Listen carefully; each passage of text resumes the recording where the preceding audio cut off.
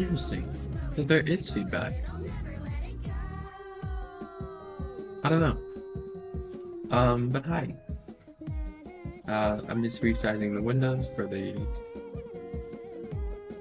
chats.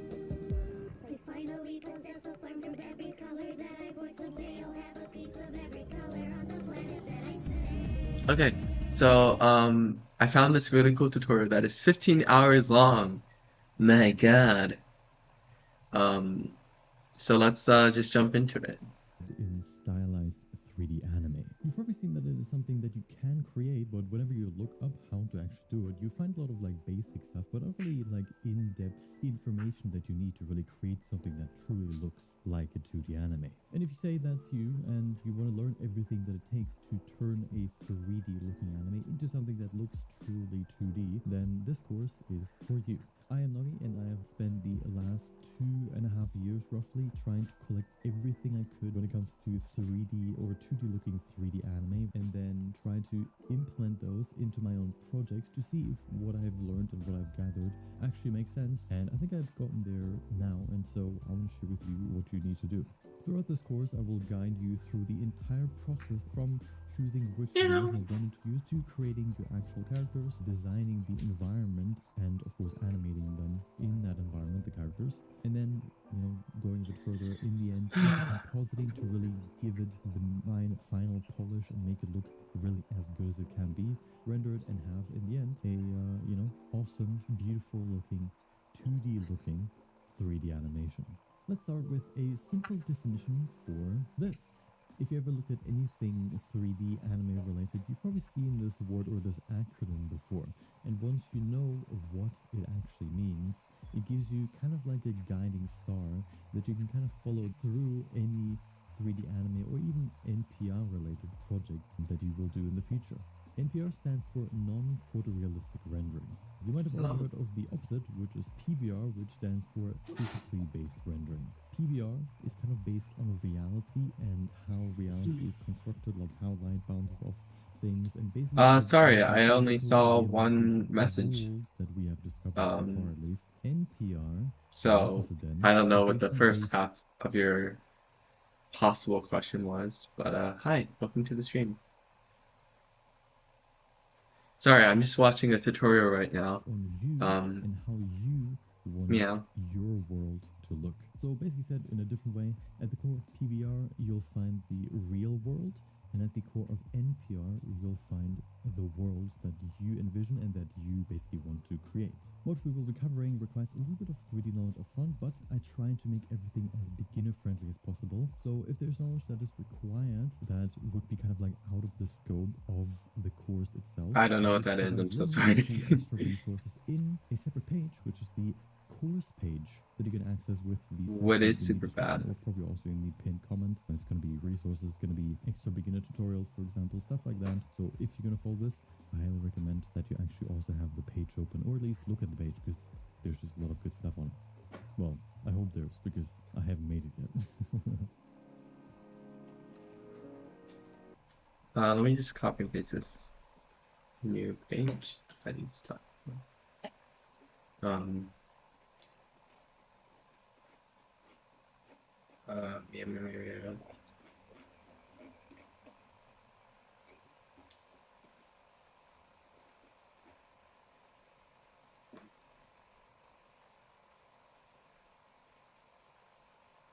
Yeah.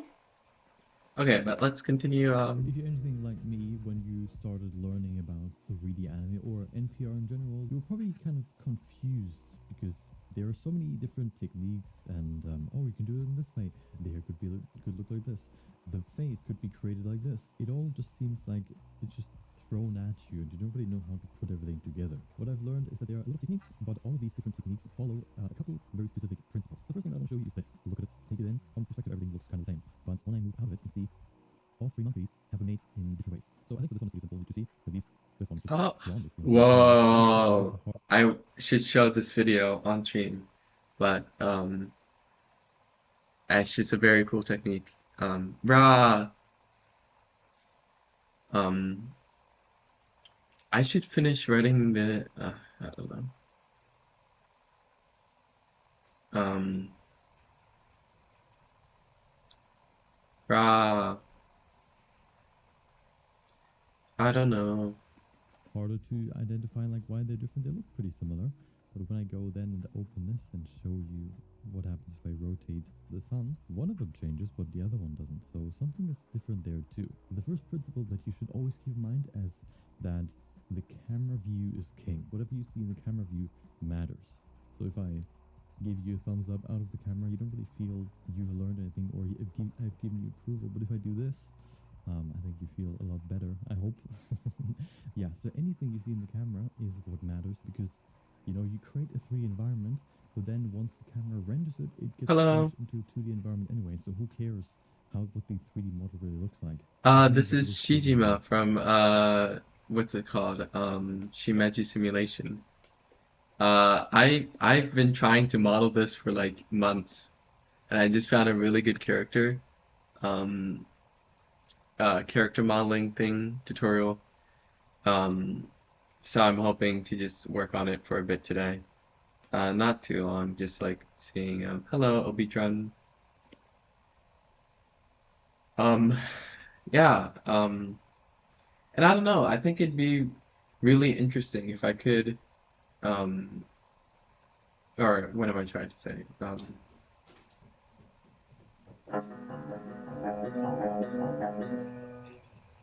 Um, I don't know. Today, oh wait, I didn't stream last night, because I was playing Overwatch, the new update.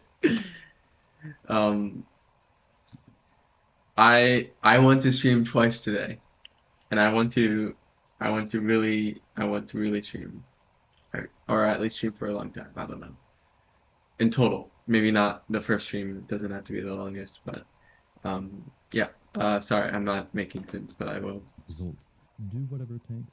You can break models, you can invent new techniques, you can come up with your own rules. The 3D program is really only like a tool belt that you can use in whatever ways you want. It's really just about you to see how you want to put things together. The second principle is this basically two balls. Congrats, you learned the second principle. No, what it means is 3D is always perfect. So as you can see here, we have two circles, you know, with an outline. But once again, if we go out of the illusion, we can see this one is actually a sphere, whereas this one is just a drawn, you know, circle. The sphere in 3D is set up to look perfectly spherical, but if you were to, for example, draw a sphere yourself, or a circle really, it would be really, really hard to create a perfect 3D circle, or, you know, a perfect 3D sphere. So what you would want to do is you would then want to think, okay, how It's can I not take that this tutorial has a lot of fluff because this is all important, but I do actually want to get into the process of like modeling because like I really it's like I've tried two times and like both times it's like I made different amounts of progress like with the feet, but like it was just not working. So I don't know. Sorry that I'm just sitting here watching a tutorial, but it is important. So I hope you understand. Uh, and also, I try to tell myself that I don't do it for other people's entertainment. I don't stream for your entertainment. I stream for myself or something. But I don't really feel like going on that rant. Um, rah! turn this perfect circle into this? Could I maybe separate it so that the line out looks kind of imperfect? Could I maybe somehow Learning go is a and good like thing, look at it a yes. bit to make it look more, you know, less perfectly round? And all these kind of things you have to think through in your mind to remove the 3D perfectness out of your image and make it look a little bit more handmade. The third principle is something you can see right here. This was a project that I've made trying to kind of like capture the very extreme poses that you can see sometimes in One Piece. This one was like the most extreme pose that I found, was like super crazy deformations and like arms stretching and deforming, and I have like these weird lines that always change and everything's kind of changing all the time. Like you think like, oh, this looks so crazy. Can you even create this in 3D? One thing that you should always think about is if you can create something in one frame it looks 2D, you can probably create it in multiple frames too. You just need to find a way to do that. So in this case, for example, I started by like warping basically the 3D model as much as I could to get it to the original as close as I could. And then I drew over it with like lines to kind of fix Oh, or his face. Fix any like things that don't look that great yet, or anything that really isn't there yet where it should be. You could argue as well that uh, just drawing over it is it really 3D oh, I anymore? The point subscribe. is, it's not like to say that this is the right way to do it, but more that if you can do it in one frame, you can probably do it in multiple frames, and maybe sometimes it requires you to animate something with individual meshes. Sometimes maybe it requires you to draw over something. Maybe sometimes it requires you to create multiple versions of your 3D character to really represent something well. It all kind of depends on, you know, what you think would work best and what, of course, in the end looks best in, you know, the camera view. The last thing that I want to cover with you here in this section is how to set up your Blender file to Oh, this is make it useful. as perfectly set up as possible for 3D anime. If you My brain haven't is fried used today. Blender, What happened? Or rather, did something happen? Because not you don't always need a reason for your brain to be fried. I try to ask that question. Make Yandere Simulator great again. I mean, I don't really know much about the game, but was it ever great? Question mark. Um, I don't know. Um, Interesting proposition though. at all yet, I have included a link in the course page that you can watch just to kind of learn the basics so you can follow along with what I'm going to show you. The first question we need to answer is or you need to answer really, is what kind of Blender version do I want to use? There's really only Oh, three, I think I said it before, that are really relevant at this point, right? I am making this for 5.0 basically just released. And wait, there's a 5.0? What? What? Hang on, I have to look this up. Um, like I was prepping for exams and it's overwhelming. Oh, I'm sorry. Um, I hope. Hang on. Is there really a 5.0? Oh, there is. Okay. Um, Shoot. But for your exams, it's like, yeah, I remember when I was in college and I didn't, well, it was in art school, so I didn't exactly have um what's it called? Like test other than like, testing my skill level of like actually drawing. But when I was in high school, it's like, oh my God, those AP courses were the death of me. So I empathize with that. Yeah. Um, should I download Blender 5.0? Uh, I don't know, maybe. at this point, the most relevant versions really are Blender 4.1, Blender 5.0, and Goo Engine. If you haven't ever heard of Goo Engine, it's basically a fork of the Blender version of like vanilla Blender, which basically kind of tries to optimize it for NPR rendering. And so 4.1, if you want to have a little bit more control over your lighting, just a little bit more. 5.0 for more features that will be useful in the future, or if Goo Engine has already released 5.0, you definitely should use that, nothing else. If it hasn't, then you can also choose Goo Engine because it has a few more NPR features that you can't find in these two versions. One more thing to note, Goo Engine is paid if you want to just get an installer and, you know, really install. Yeah, yeah, man. I kind of like doing maps, but I hate it when I have to do maps just for exams, you know? Yeah, no, that's valid. Like I loved geometry when I took that course, but it was like solving a puzzle, but it can be very tedious when you have to actually like prove your knowledge. So like the process of learning it is fun, can be fun, not always. Um, Hang on, I'm just looking.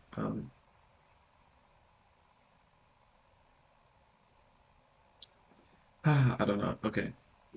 Install itself. If you want to get it for free, you can install it yourself into the vanilla Blender as well. I can't give you really any guidance for that. There should be a guide for that so that you can check out if you want to do that. Once we are in Blender, wow, look at this. The first thing that I want to do, or the only really things we need to adjust, are here in the settings. Okay. The render settings are the main things.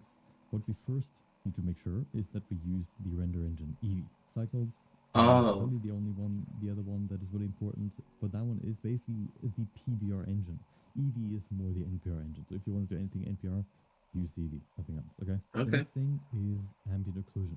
If there's two things close together, it kind of darkens the connection. It doesn't do anything without you. Wait. Said what? It's your screen is so small. This person, hang on. Things. What we first need to make sure. Um, ambient oculation. I don't see. I guess I have to install. Okay, so let me just do that real quick. Let me close this. Give me like 2 seconds to install this.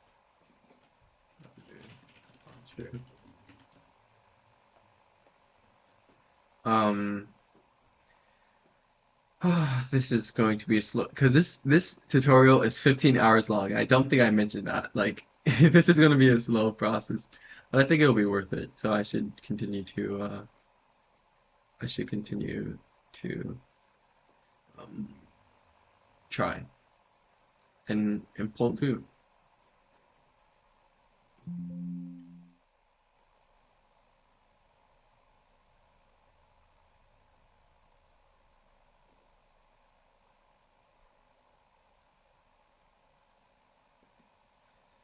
Um, Thank you. I appreciate your encouragement. I just feel like um, uh, it's like rah! That. Instead of using words, I should use sounds to describe how I'm feeling.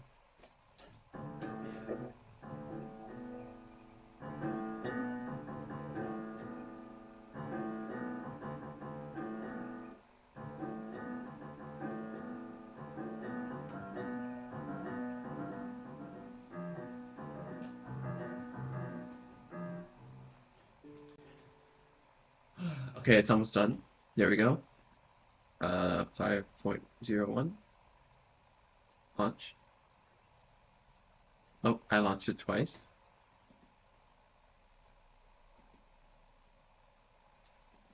Um,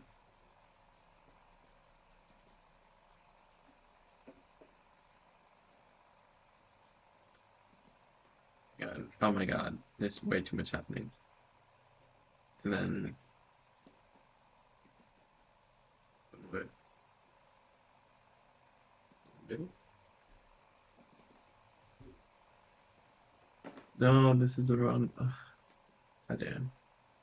Sorry, I'm trying to find out how to launch uh, my old, um, geometry. Let me discuss. There we go. Okay. So now we're on 5.0. So now there should be, where is it? Um, sampling ambient. There you go. But why is it not there? Hi, I installed the new version like you recommended implicitly, and now there's no freaking option. Um, Is setting. The first install it yourself into the vanilla Blender as well. I can't give you really any guidance for that. There should be a guide for that. The first thing that I want to do, or the only really things we need to adjust, are here in the settings. The render settings are the main things. What we first need to make sure is that we use the okay, render engine. let me look this up then. Where is my freaking tab? Um, and then the other tab. What is it called? Ambient. Oh my God, that is way too small. Blender ambient occlusion.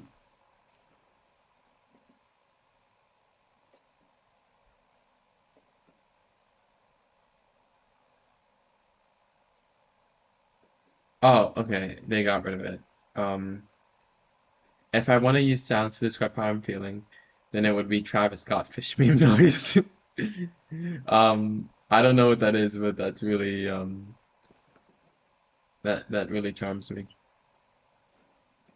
EV cycles is really the only one, the other one that is really important, but that one is basically Luna. like the PBR engine. EV is more the NPR engine. So if you want to do anything NPR, use EV, nothing else. Okay. The next thing is ambient occlusion. If there's two things close together, it kind of darkens the connection. It doesn't do anything without you actually adding that feature later during shading and whatever. So just enabling it won't change the look, from what I've seen at least. So make sure that you enable it in case you want to use ambient occlusion. Let's just go through all the things that we need to change. First of all, screen space reflections. This is especially useful for Goo Engine. You should just basically turn this on by default. Screen space reflections. Why is every option that he's turning on not an option for me? What is it called? Screen, hang on. Screen space reflections.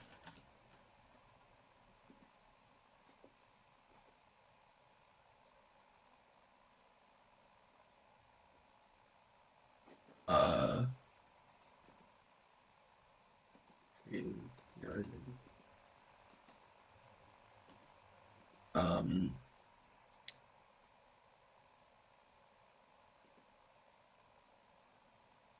okay, I guess it's been replaced by ray tracing according to Reddit, so that is just delightful. Uh, we'll continue. And refraction. Even for the other versions, just keep it on in case you somehow need it. It doesn't change anything about the visuals if you don't want to use it. That's basically the big thing with it. Next up, motion blur off. We don't want motion blur. You can basically add motion blur ourselves if you want to, but we want to make sure that it's not automatically baked in. Next up, we have the shadow section, the shadows tab right here. And the only really thing that you really need to do for now is to Holy shit! Am I delusional? It's after curves. There's a simplified definition film. No. Holy schmoly. I'm sorry for cursing. Ow. Shadows. Blender shadows. Okay. EV shadows.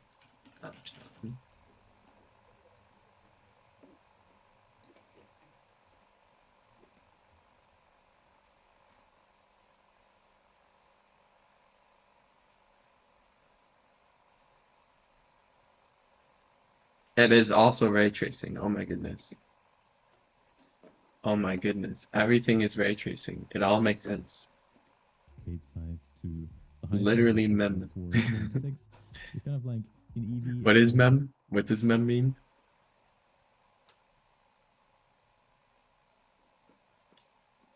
Shadows have a resolution, and so the higher you put the cascade size, the more resolution, the less pixelated the shadows will become. High bit depth, you can enable it if you want. It kind of lowers your performance, but you can turn it on if you want. And then soft shadows, you can keep it on or off. Doesn't really matter. We're going to turn off the shadows anyway, a little bit. Oh, spoiler for later. And then if you wonder, the cube size is important when you have lights that are not only shining from one point of space. So if you have like an area like this, and shining light, you would want to adjust the cube size, but we don't want to have anything like that. We don't have soft shadows, so we don't really need to change cube size. And if you keep it lower, it's going to be a bit more performance light, I guess. But if you want to just have the highest quality of everything for the shadows, you can also just turn to 496, depending on your PC basically. The next section is the color management. Okay, this isn't something that is very confusing, especially for NPR. What it basically does is it applies a filter over the visuals that you see. So if I Yes, I was. Because it was just something that wasn't. Because I'm using a different version of Blender, the one that he said I could use. But, so I was fast forwarding. But so I don't like skipping because like then I might actually just miss information. But if I play it on 2x speed, then I can still listen to details. It looks like this right now. But if I change this from, for example, from AGX, even just like to Filmic, you can see it looks a bit different. And then if I change it to RAW, for example, it looks different. And then you could even change the look right here. So this is kind of like a LUT if you've ever used like camera color adjustments and whatever, or just like a filter in Instagram, for example. We don't really want to have that in NPR because we want to work with the colors that we determine. After the render settings, I lied, there's a few more settings that we want to go through. Is the up. Wait, but wait. what color determine. After the render settings, I lied. did Or I just not pay attention this enough? is kind of like a lot if you've ever used like camera color adjustments and whatever, or just like a filter in Instagram, for example. We don't really want to have that in NPR because we want to work with the colors that we determine. After the render settings, I lied. Oh, There's we a don't final want to. settings Okay. that we want to go through. Is the output settings. So basically this tab over here, which I just want to make sure that your resolution, or you should always make sure that your resolution is never above 1920 by 1080. Of course, it could be 1920 by Okay. 1920, I guess, but that's Good really good. night, or And not I good think night, but yeah. I hope you enjoy your rest. I just assumed that it was nighttime, but you could just be taking it out. Thank you. Bye. oh, you know what? 1920 by 1080 is max. Different anime use different resolutions to create their anime. So there are even like newer anime that are like from 2018 or whatever. There's two different anime, for example, that could be from the same year but look very different. One looks older, one looks newer. They just have a different look based on their resolution. And the highest resolution that I've seen so far is 1920 by 1080. So if you have an anime that looks older, or yeah, whether it is older or just looks older, you should always check what resolution. Oh, yeah. I mean, I imagine that's how most people experience birth. Resolution that is, and if you want to create something in that look, you should just copy what resolution they use and then scale it up later if you want to make it a 1920 by 1080, for example. And the last thing that I want to make sure is that the frame rate is set to 24. Yes. 24 frames per second, nothing else. Don't even think about it. Just keep it at 20 FPS. Not 30, not 60, definitely not 60.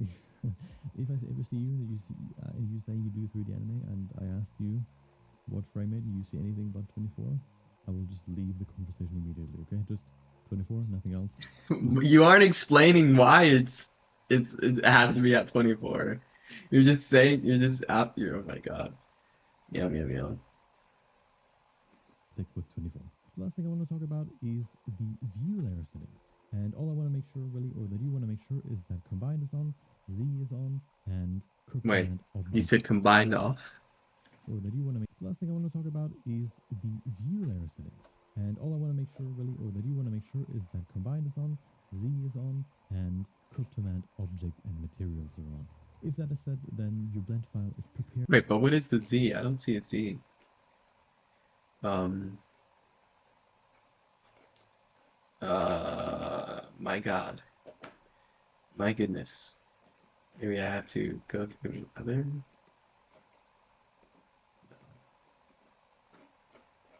Um, Command object and materials are on.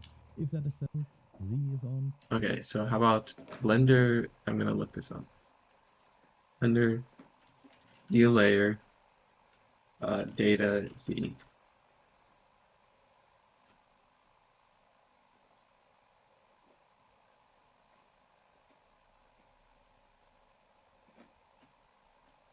Classes, data Z. Not.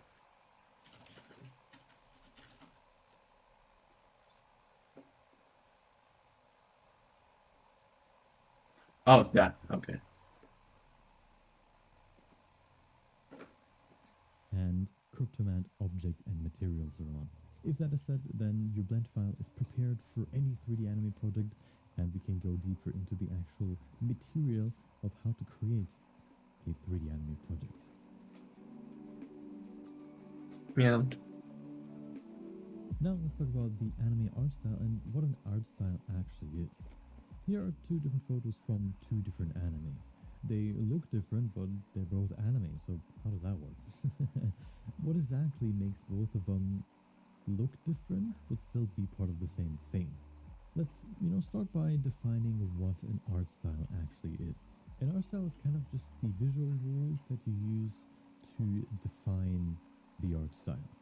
So something like the colors, the shapes, how something is described, the shading, of course, the how the anatomy is made, if it's like very blocky, very smooth, whatever, how the scenes are laid out, if it's always like kind of like a screenplay, always flat with a very specific foreground, midground, whatever, if there's more dynamic, if there's I don't know, even like if it's a POV style, that kind of thing, and any other like artistic elements. Like for example, in anime, you have the line art. If you wanted someone to create the style, how you would describe it, what they should follow, so that whenever they create, especially multiple of that art style, multiple images of the art style, those rules kind of describe what thing to keep in mind or keep that art style the same in each image, for example. Now that we kind of know how to identify an art style and how to kind of figure out what makes an art style look the way it does, let's talk about the basic anime art style and what makes it look like anime. What is the anime art style? I'm going to kind of like in this course mainly cover anime and the art style of anime from like a basics perspective. So what are like the most common things that you kind of see in most or in all anime, but then you can kind of take what I've done here and then maybe apply it to the one and analyze the one that you want to create or that you have in mind and find the even more detailed things that could make that anime style look the way it does. The first thing that I want to talk about are the kind of design characteristics. So how an anime style is designed, kind of the main visual things that you will see. Oh my goodness, this is not the most useful information. I'm so sorry to the tutorial maker.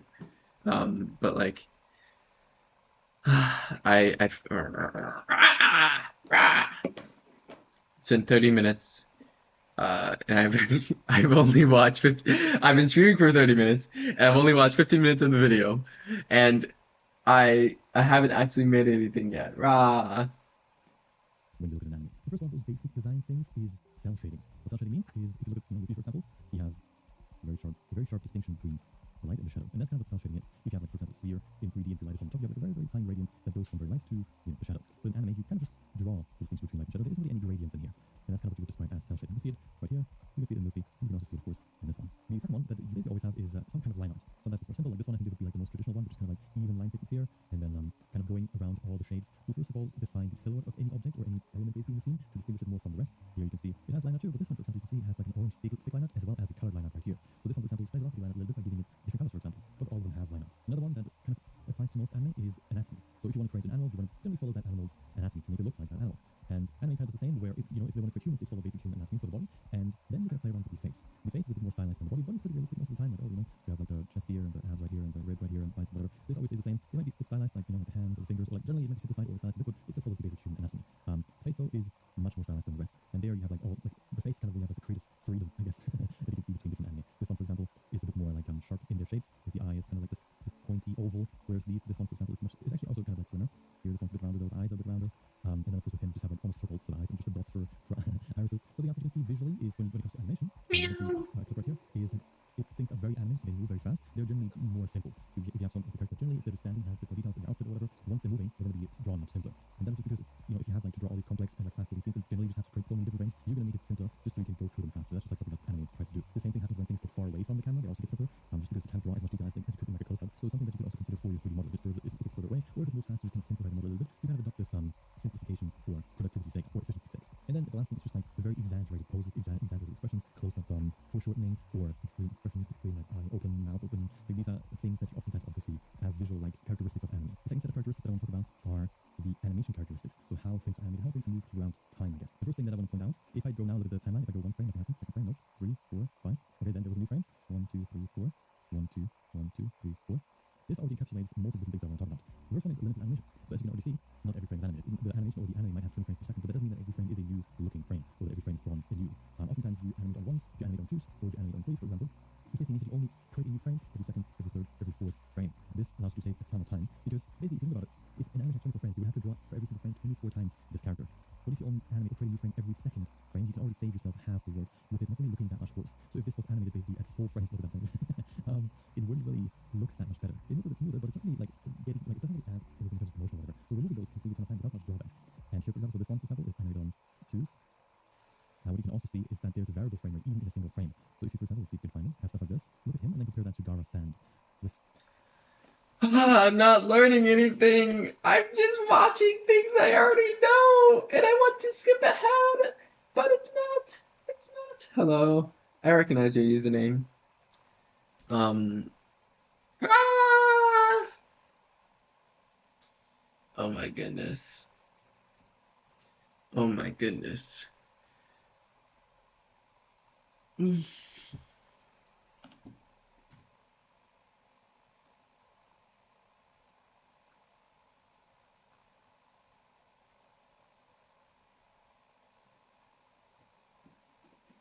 sand is differently animated than Lee. And what that is, what I want to highlight here, is that even within a shot, different elements can have different frame rates. So if Lee, for example, is animated on 2s here, if there was sand here, it could even be animated on 4s, for example, just because it might be more complex, it might not be the main focus of the shot.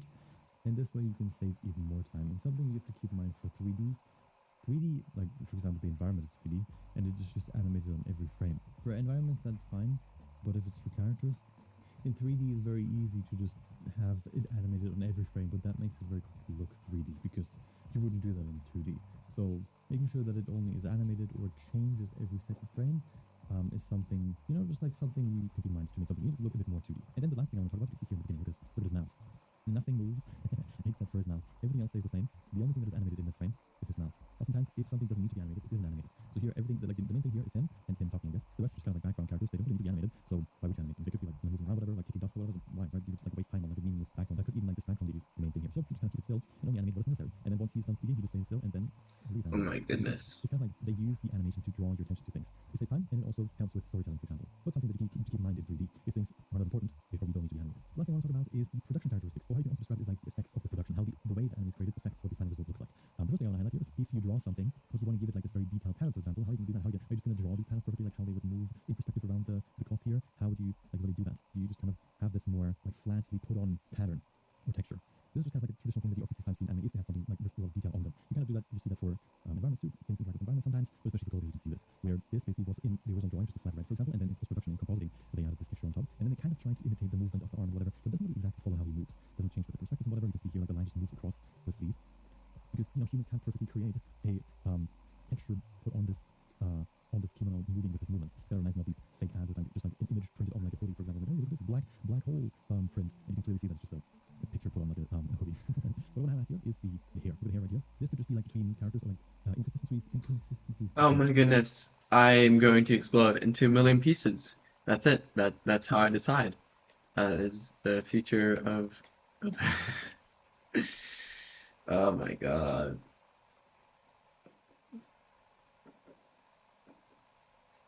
I'm trying to make models for three like and sorry. Um so this is Blender. It's a 3D software for a variety of things from animation to compositing to like modeling. Wait, I already said that. But um, I'm trying to follow this 15-hour tutorial that I found that seems very useful, except for the fact that I'm not really learning much new. So I'm just kind of watching it, and I'm sorry that I'm not very engaged.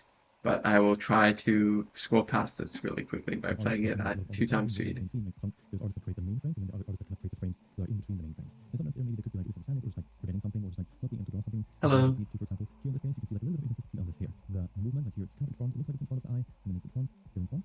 Rotation, and then all of a sudden, it's still in front, and all of a sudden it's behind. Whoop, what happened there? Maybe somebody just drew this and didn't say, oh, it's supposed to be in front, but I thought it's supposed to be behind. But no, it's supposed to be in front. And then all of a sudden, next frame, whoop, it's back to front. So this is like another example for like human error or just like production error. So again, like small imperfections that are kind of like the characteristics of how anime is created. Another big one is the style difference between anime characters and anime environments. Oftentimes, you can see the characters, of course, are a bit more simplified, sort of stylized realism, I guess. It looks really hard. Yeah. It's like rocket science, like slash gen. The amount of like icons and like functions that you can do in this it's very expansive. It's like it's very versatile, but like it's a little too overwhelming for someone who's new. Because I've only been doing it on and off for months at this point, so yeah. But the environments oftentimes look very, not necessarily realistic, but like painterly realistic. They try to capture the realism in this more painterly style. If the environment was drawn, like the characters would look very different. That's what I'm kind of trying to say. So the style difference between the character and the environment is quite big. Also another example of how the production changes the look of the final result. Usually you create the characters separate with different mediums than the environment. So here, for example, you Meow. wash. Actually, no, I think like wash is used for like characters, for like to have these very thick and even colors. But then the environments could be like water paint or something else. I don't really know what they use for the environments. But the point is, the environments look very different to the characters. Just another production style characteristic. Another one is motion blur. We just disabled motion blur in the Blender settings because we don't want to have it. Because if you create an anime, of course you draw individual images, and motion blur is being created by a camera detecting like something moving. 3D, what you are so skilled. I tried 3D once, never again. Oh, I haven't actually done much. I mean, the most I've done, uh, well, so like I made, well, okay, I don't really, I I've been able to make like this black hole design, but I didn't design it myself. I just copied a tutorial, and I don't really have it on me. But I mean, I made like this,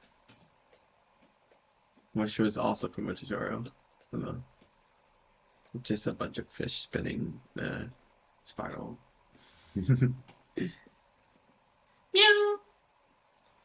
But hello, welcome to the stream. while the camera's taking a photo, I think, so that it creates like this long streak of an image. Like if I do this, you can see it kind of looks like there's just like this one blob of my hand. With anime, you try to imitate that because you can't have real motion blur. You try to imitate it by doing this right here. Sphere frames, This yes. motion blur looking. The fish tornado, truly beautiful. Thank you. I'm honored. This is what they're called. They kind of just try to imitate motion blur, but of course they look a bit different, and you can't really create them in 3D manually, except if you have like a simulation or whatever. But we're going to talk about that, okay? And the last thing I want to highlight again is something I've talked about before, is the anime production resolution. So something, you can see here, for example, both of these anime have been created in the same year, 2018, from what I know, but both of them look very different. This one like super crisp and detailed lines with like very sharp edges, whereas this one looks a bit more blobby, a bit more like blurry, a bit older, because this one has a much lower resolution that it has been created in, like 480 or something, whereas this one is 1080p, so 1920 by 1080 natively is what this has been created Have I in. seen Ponyo? When I was like a kid, I should watch it again. Um, yeah, I had though. I don't remember much, but Studio Ghibli is awesome. I saw their most recent thing in theaters. I forgot what it was called. It was like The Boy and the Herring. No, wait, The Boy and the. It was like some bird. The fact that I don't remember the title is very telling, but yes, I love Studio Ghibli. For this one, because they wanted to capture this old feel that you've seen in the past. So the resolution that an anime has to create can also make a big difference in how the final look comes out in the end. So if you see something for an anime, or if you want to create something for an anime that is older, you probably don't want to go with like a basic 1920 by 1080 resolution. You want to go with something like, I don't even know what 480 would be, but most of the lower you can figure it out for your anime style, and then you would basically scale it up again, or upscale it once you have rendered it. You create something like this, and not like this, if that's what you're going for. So these are kind of like the different characteristics that we generally see in anime that you should always keep in mind when you create your own style or when you're analyzing style.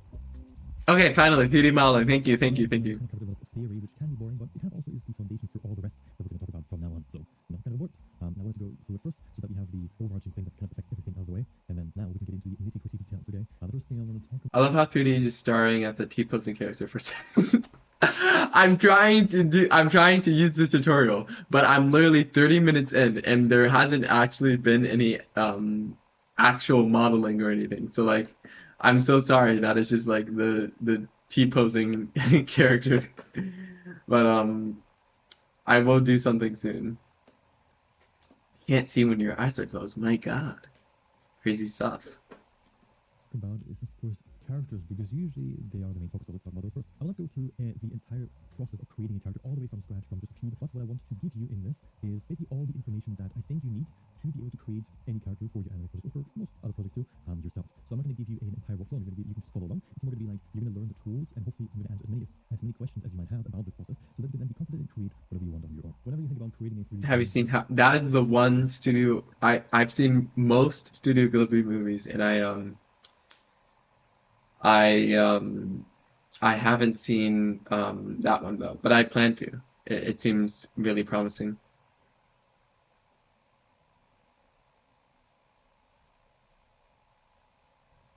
There's like 1 year of just the basics, and then you step into the terrorism attitude. Yeah. Okay, the first thing I want you to think about. I think I started 3D like last year, or I started in 2021, but I didn't take it seriously until last year. Excuse me. So yeah, I totally believe you. I imagine it's awesome. At all times, okay, even when you sleep, is references. You need references, especially if you want to capture the look of a 2D character in 3D. The goal is not to make a 2D model in 3D, the goal is to make a 3D model look 2D. So we need to grab the references, the guides for how it's supposed to look once it looks 2D from external, so whether it's like a character that already exists, or it's a character that you've designed yourself, so that you can then base your 3D model, or let those references guide the 3D modeling process. So this is, for example, a kind of default setup that I use. So imagine this character's gone, right? It's not here yet. What I would always recommend is to have reference of the character that are kind of like them just kind of standing in the Please, I just want a model. I just want a model. It's been 30 minutes. It's been 30 minutes. I've been staring at my model for 45 minutes, even longer than the actual length of the tutorial I watched. I can't do this. I can't cope. Oh my God. From the front and from the side view in your 3D scene. Like this one is a really good one. This one is like a really good reference for creating your 3D model, because it shows you the full character in all the proportions, ideally of course without clothes, but if they always have the same clothes, then I guess it's fine. Find references of them standing straight like this in a neutral pose. Or just draw your own references. Truth to perfect references I would that have everything you would want. But what you're looking for, first of all, neutral, then standing full body shots from the front and from the side, and then if you can also a three-quarter shot. So this one, for example, we could place right here, kind of as if the character's already in the environment as this reference. So if I go into front view of the right view, if I take the red line as the ground, I'm going to kind of place it like right standing on the ground Usually I go with the heel as the ground point, because oftentimes 2D characters are modeled with feet slightly downwards. And in these cases, I usually use the heel as the ground position, the feet, the front feet, I guess, they're just kind of below the ground, which doesn't really matter that much. So in 3D modeling, you can adjust it afterwards anyway. But this is kind of like a good example of like a really good reference for 3D modeling. Then you would, if you can, also like to find one that is the same but from the side view. In this case, for example, for Luke, I couldn't find one that is like this, and unfortunately, I couldn't really find good reference to, I guess you could call it like Photoshop one together. That's something that I also have to do sometimes. And probably you have to do sometimes too. It's just like you find little references, and they have like some good things, like, oh, maybe it's like a shot of a manga panel or like an anime panel of him standing straight, but you only see the top part, which is something that you see here with these references. Like here, this one was pretty good, right? This one, but it doesn't have the lower body, so I had to combine it with this one to add the half of the lower body to the legs. And so this way, of course, ideally his legs would be straight, but in this case it's not. You can Photoshop this to be straight, and just as a tip, if you don't have Photoshop, and I wouldn't Okay, I'm so recommend sorry. it, I'm gonna be skipping some of this because I can't take this anymore. I can't. Yes, I know Alt-C. by using the is category to show you images. And then Yes, keep on mood board, yes. like this. Oh, that Meow. first allows you like God or stop now. Meow. I don't like Like using the Pinterest. came from cropping from just like to let that. So what you look like is for so you don't move that so if true make very like her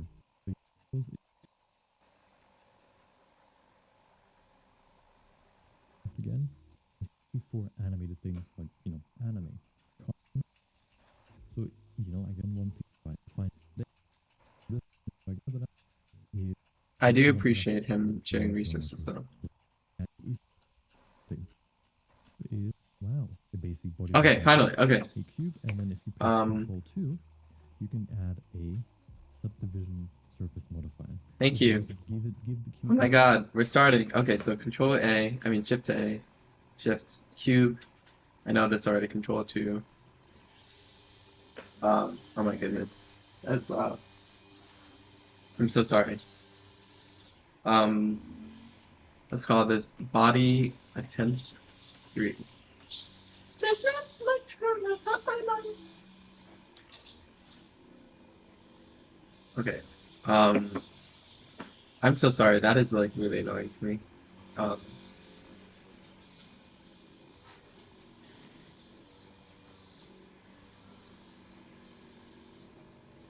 more geometry and also smooth it so that it looks like something like this.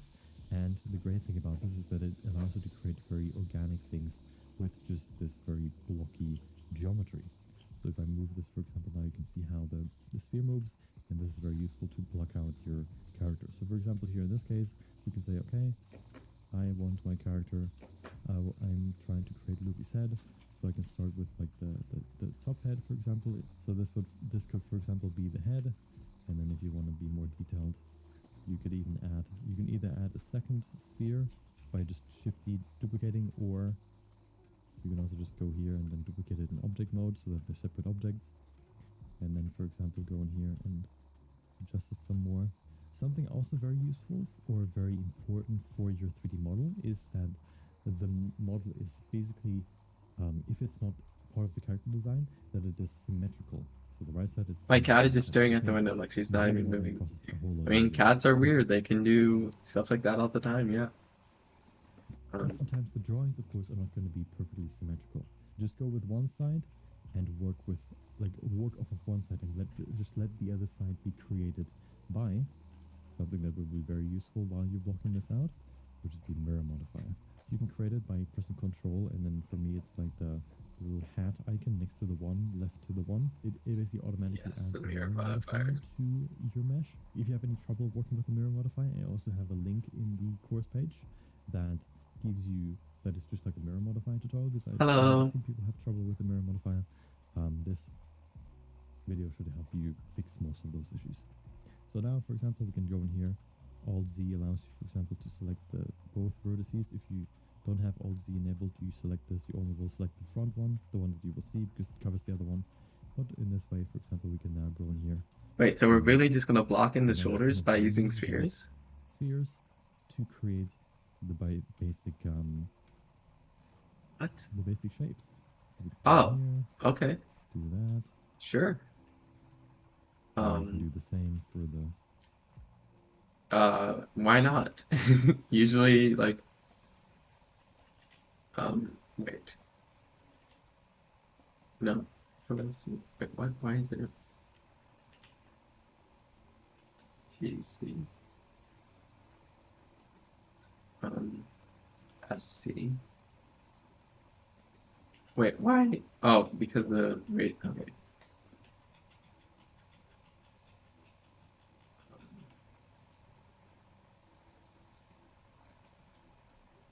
Yeah, this is complicated.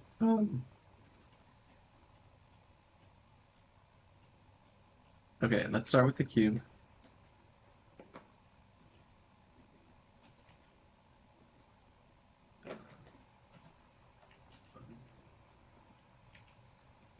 Control 2.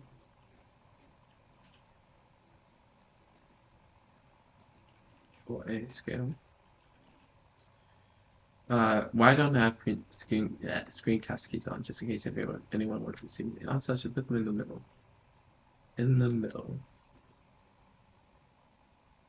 So that the mobile viewers can see what I'm referring to. Ah, this is strange. This is not um, how other, I guess I should do a new collection. Uh, Body and thing. My way, stop me before I do something insane. Oh, this isn't my character actually. This is from Shimeji Simulation. It's a manga by TK Miz. Um, I want to make a 3D music video to the manga and a specific song that is a fan creation. Um, but thank you for because I did draw this drawing myself. Um, yeah. Okay. Stop me before I do something insane. Okay, so we need to copy and paste Z Z. This is strange. There's not much wrong about my life. For the neck, for example, here, something also very useful for the block out here is the sharpening feature. So if you have an edge selected or a face. Okay, so let's just try to copy. But why? Oh, wait. Oh, I totally did this wrong. Um, hang on. If you have an edge selected or So, like, why are we, because shouldn't we, like, tilt the torso like this or whatever? Um, and then, scale,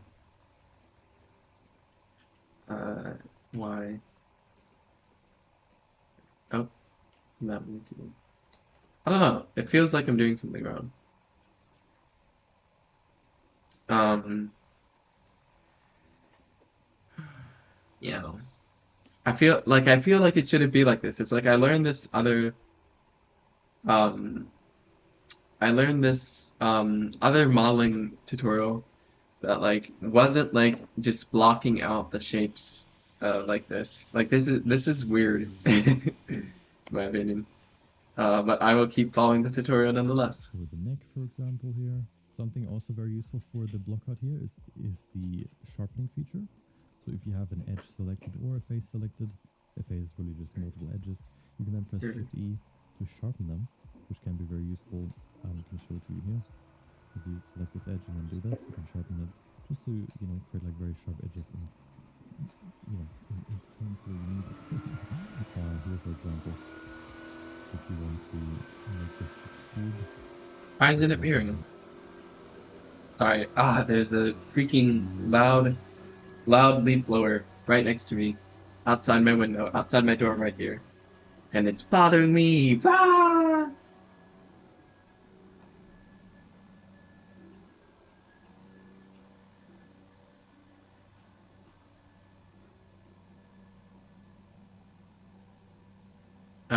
So why isn't the mirror modifier working? Um, Whatever. points where you need it. Here, for example, if you want to make this just a tube, you can select this and all of a sudden it's a tube. Much more useful for the neck, for example. And then you bring it here, put it in there. Look at that. Something is off here.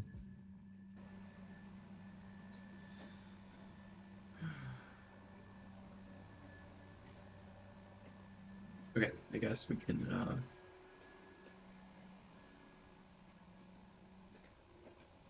what was it? Just a tube. You can select this and all of a sudden it's a tube. Much more useful for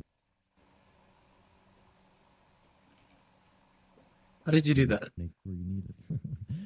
Here, for example, tube. Much more useful Oh, for Shift E.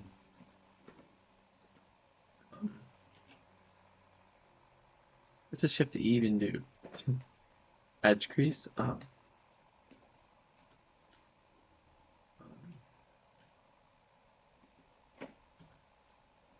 I don't know. I don't know why we are doing this.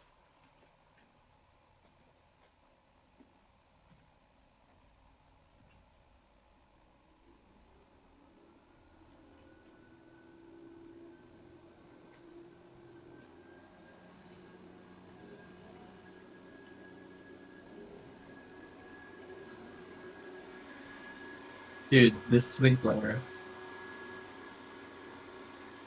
um is so freaking the torso isn't always tilted. It's usually just a little movement and there's a hem in the chest. Yeah, no, I know what you mean.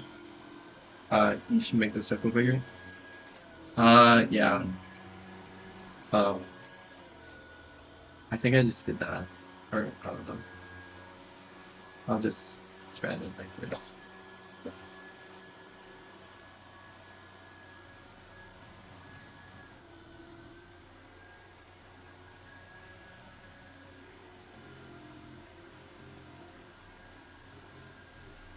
It's just like, um, I don't know, I feel like these proportions aren't great. I need to figure out, oh wait, the mirror modifier! I'm exploding.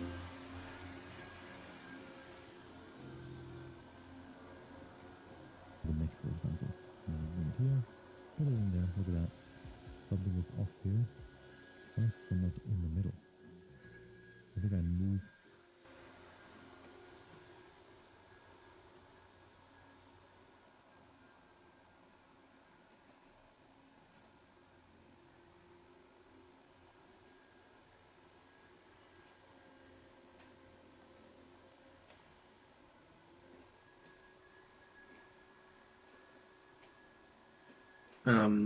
Okay, this is fine, I guess. Uh, I don't like this method. It's like, I'm so frustrated. Why am I following this tutorial? When there are other tutorials that I could follow. And this leaf blower, I must say, this leaf blower.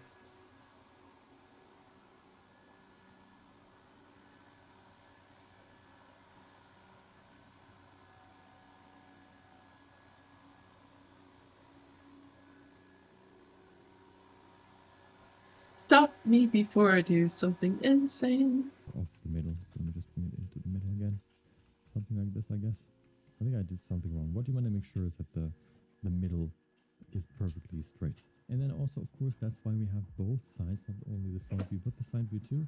We can then not only create the character from the front view, but we can also then see, well, if I go to the side view, it looks kind of weird. This is not really exactly what this is looking like. So now let's just adjust this again, because we see the front view looks fine, but the side view doesn't look fine. So what we only really want to do here for with the side view. What am I doing wrong with the mirror modifier?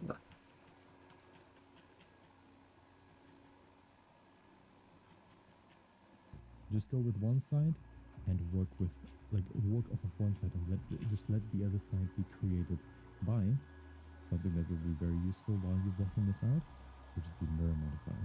You can create it by pressing Control, and then for me it's like the little hat at icon next to the one, left to the one, it basically automatically adds a mirror modifier to your and work off of one. Oh, I have to be in edit mode, I assume.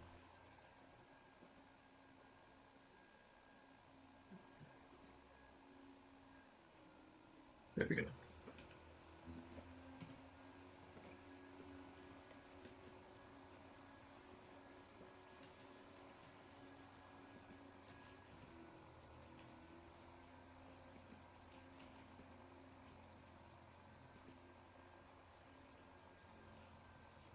X. Um, I don't. Why am I doing it like this? I don't understand. Oh, nice. What is it? Is it for like a personal project or something?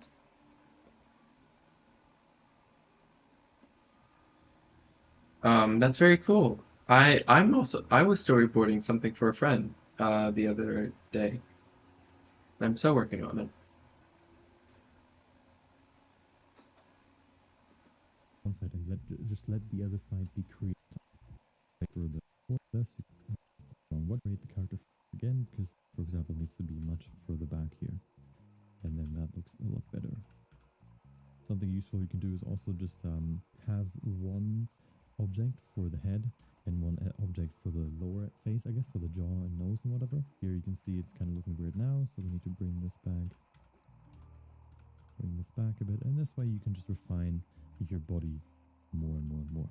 The goal with this is only really to capture the broadest shapes. We only Yes. want to make sure that the model follows the silhouette, but don't really capture any like details. What we don't want to do right now is like capture like the ear shape is fine, but not like the ear details. I don't know.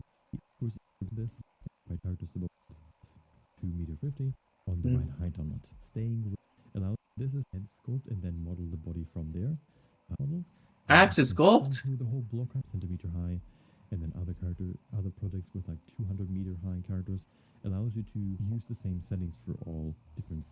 It's for a school, but I got invested. Oh, nice.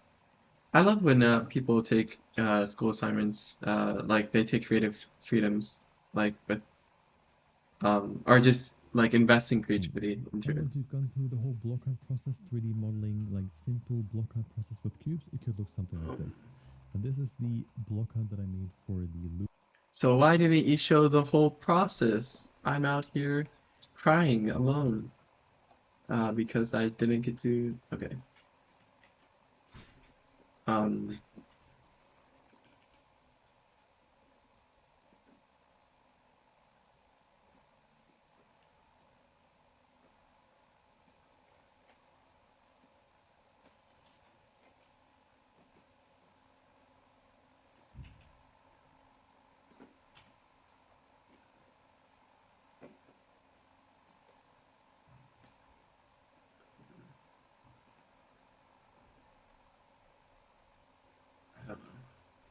I really don't like this method. Like before, I was like doing um modeling like this, and this was like much more intuitive. Because like now I'm going to have to sculpt with a tablet, and like that is not that is not cool. Not cool. Not what I signed up for.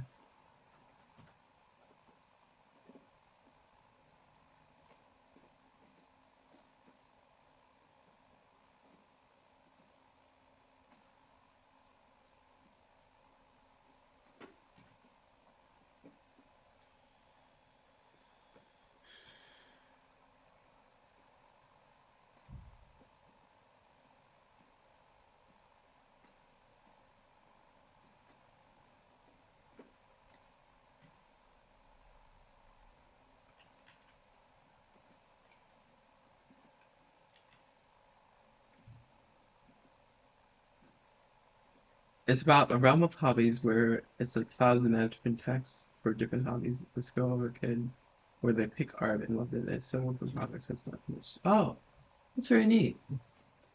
It's okay that it's a work in progress. I didn't expect you to be done or anything. Please keep at it. I think it would be very cool to see it finished.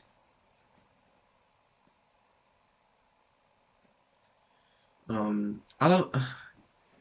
It's like why do you not? Um, you know.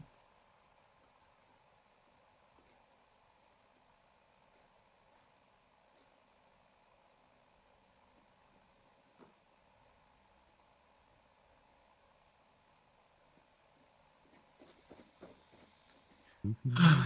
Okay, Uh, well let's just try to how do you do the let's hands just though? this. This is You the do base the model hands, with oh the my full. God. How do you expect us to model hands? Question mark.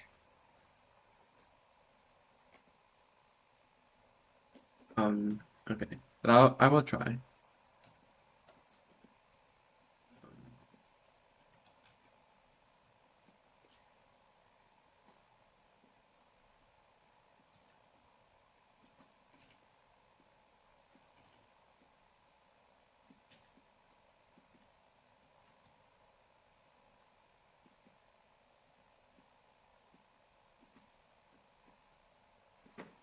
Um what?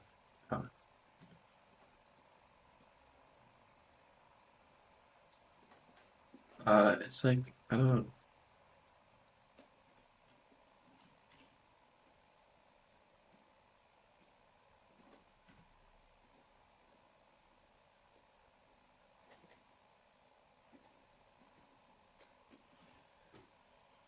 This is so frustrating. Rah!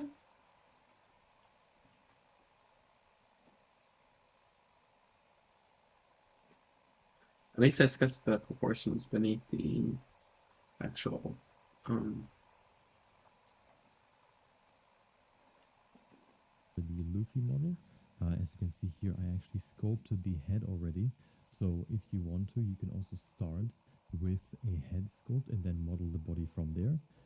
But in this case, you already can see the full body. If you're new to sculpting or new to block the whole blocking out process or character modeling in general, I would recommend that you start by blocking out the full body first, which could look, for example, like this. So this could be like a basic body block out where you have the head looking like this. This is like a good starting point for your sculpt.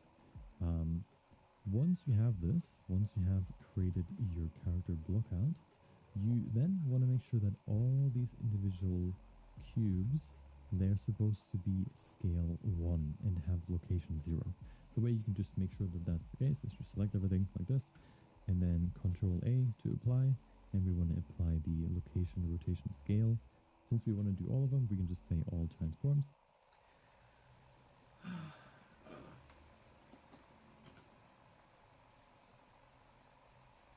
um,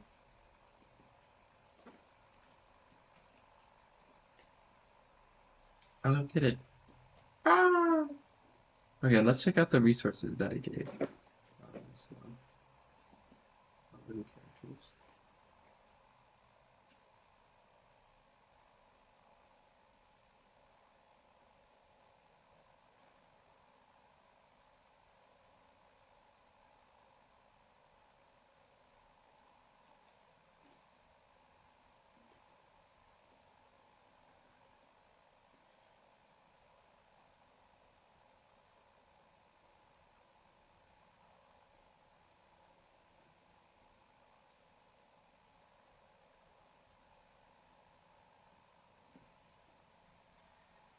I love this project because it was a concept that I was daydreaming about in fourth grade. Oh my goodness, that is such a uh, interesting origin story. Um, like if I ever did anything from when I was in fourth grade, it's like I would I don't remember what I was daydreaming about back then. So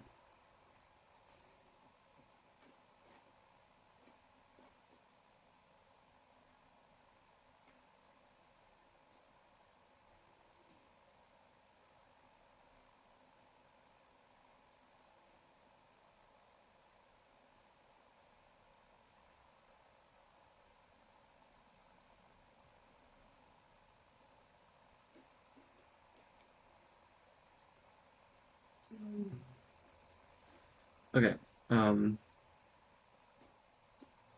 Sorry, I'm gonna look at another um, tutorial. So you want to make a character. Well, there are a few ways to go about it.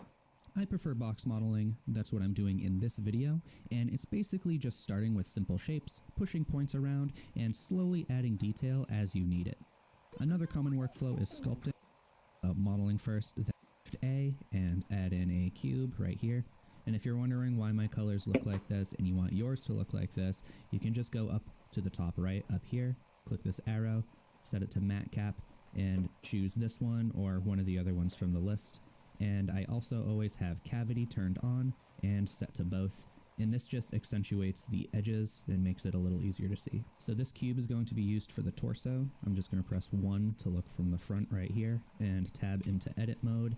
And this should already be selected, but you can also press A to select everything. Now you might pull as to squeeze here, press to face Yeah, select.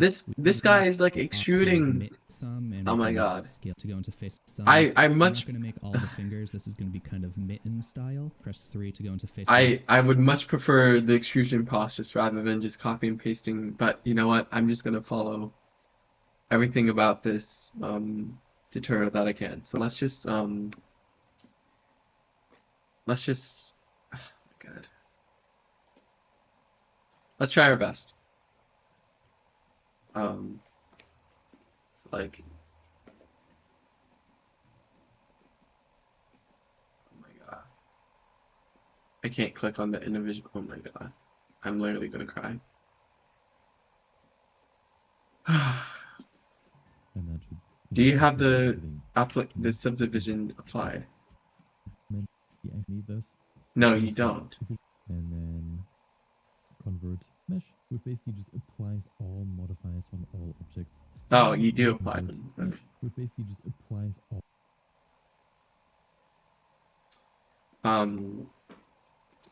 Oh damn.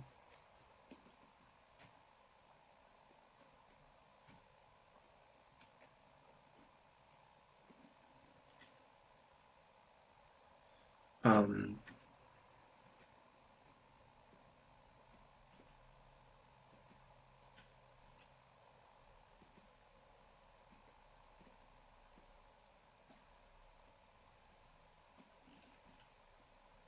what? Um, yeah, there has to be a better way to do this.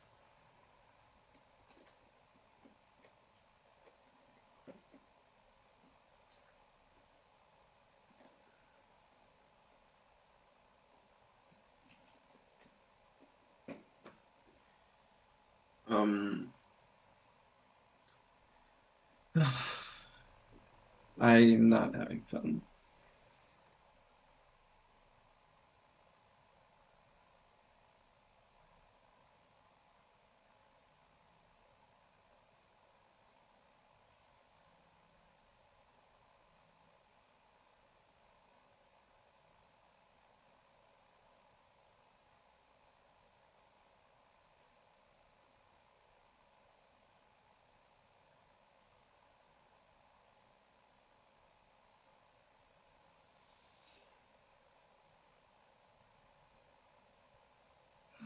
Okay.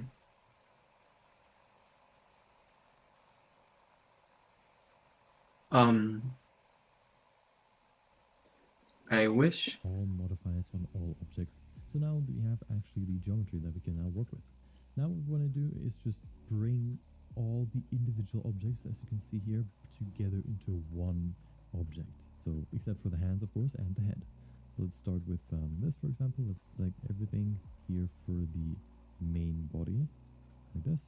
And then we can press Ctrl J to join it all together. So now all Let's just try our best. Let's just try our best.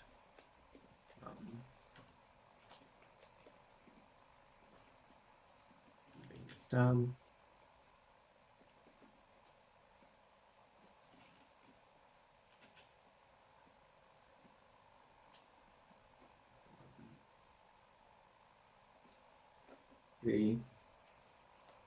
Find this. Yes. I agree with that sentiment. Do your best every day.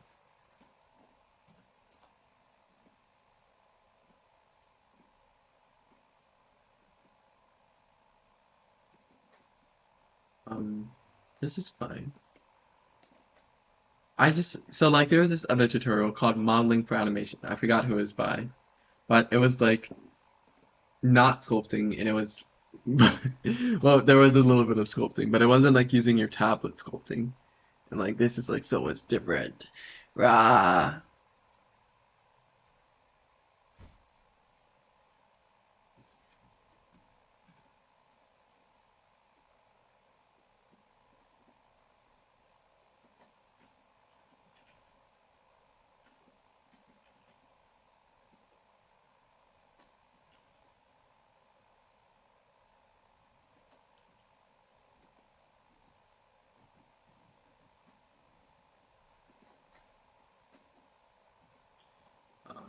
Okay, that works. Let's subtract to eat all our scavengers, let our body clothed in colorful sheets.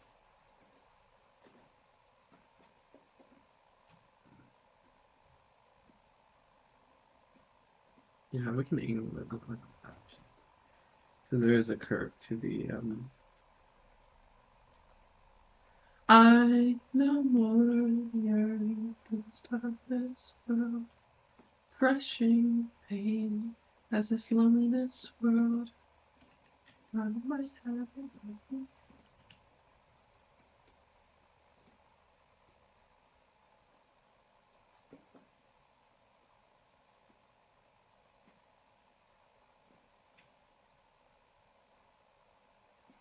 I don't know how to do this.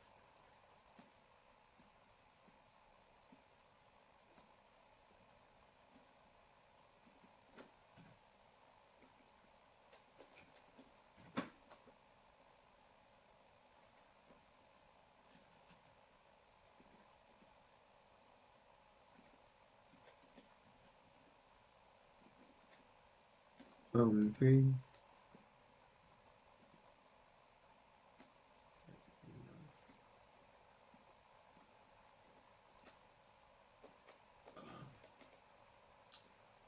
Why? That is not working out. It's like I'm very nervous to like put in like loop cuts and stuff. If I will make this official, I'll most likely voice the MC because she's a kid and I have an actual baby voice. Oh, okay. I wish for you success with that. Generally. I hope it turns out great.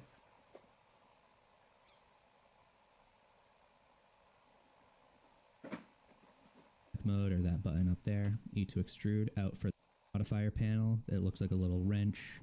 If you want to mess with any,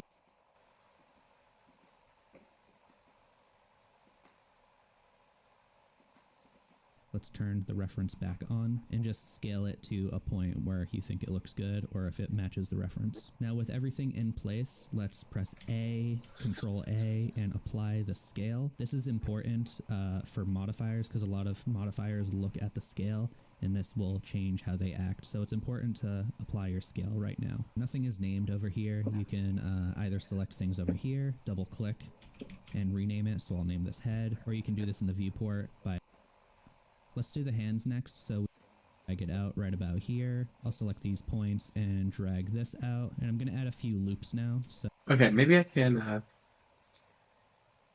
oh, it's okay. You don't have to apologize. I understand that people can be busy with like other things. It's like totally like fine.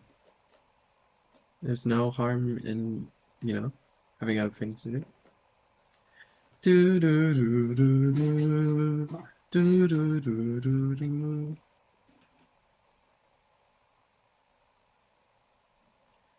Do do do do do do do.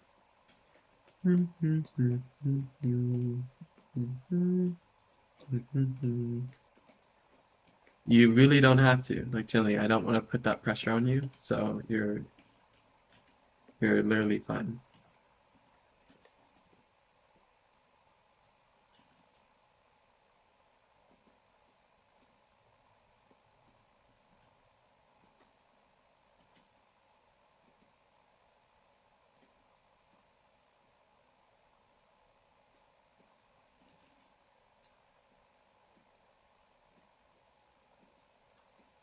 Um,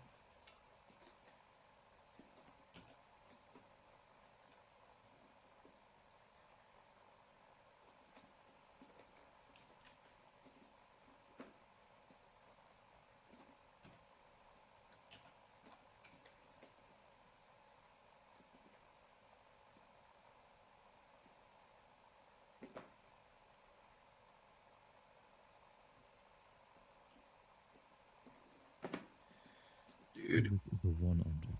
We can do the same for the hands, and of course Oh for the my head. If we just have god. two separate head objects, in this case there's not. Now we have this object, this like both hands, and then the head. Well, the problem that we will run into if we go into scope mode now is we might be sculpting, but they're still not connected. As you can see, they're still separating if we go adjusted in scope mode.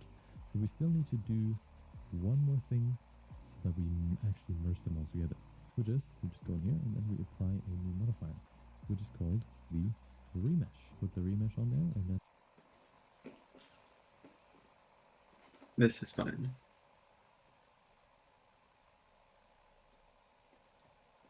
Something feels wrong though. Like maybe, let's see. Yeah, I was about to say it's like this, let's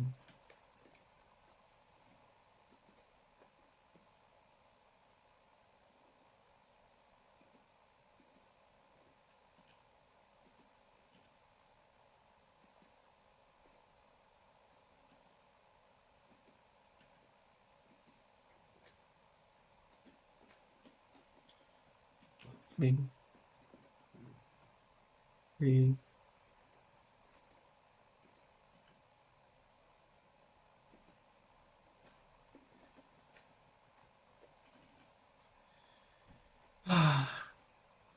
I think I just want to do some writing or something now. It's like, it's too difficult. Boo-ba!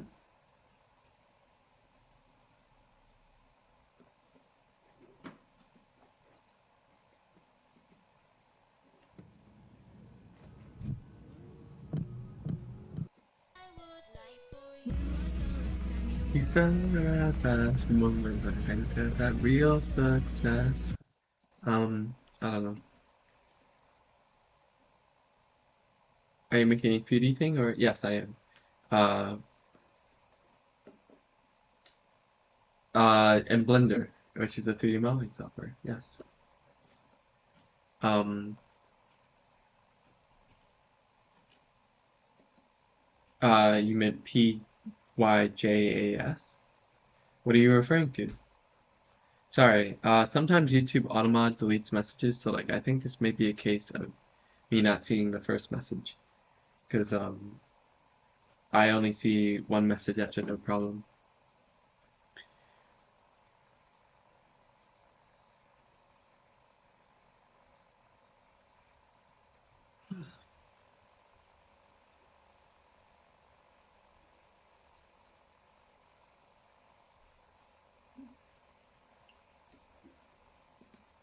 it looks kind of weird.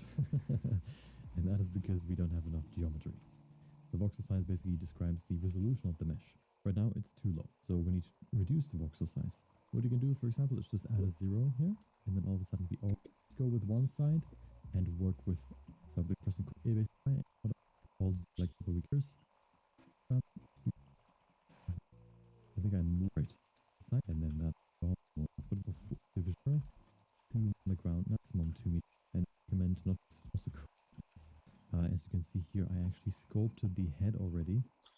Are you still working on the animation music video, or I go check it out? Yes, I'm still. It's gonna take months. I'm letting you know right now. It will not come out anytime soon, so I apologize.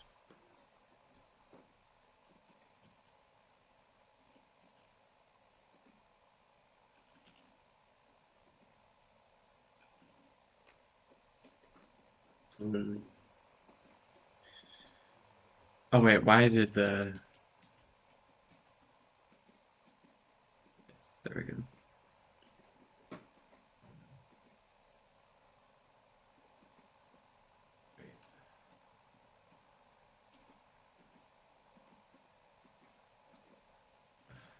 This is good.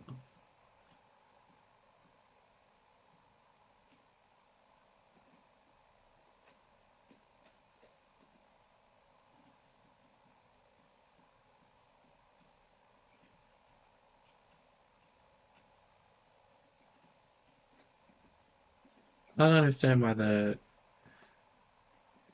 what is it called? Like the Dweeb? My God. And sorry, I don't speak Korean. Yeah, no, it's gonna,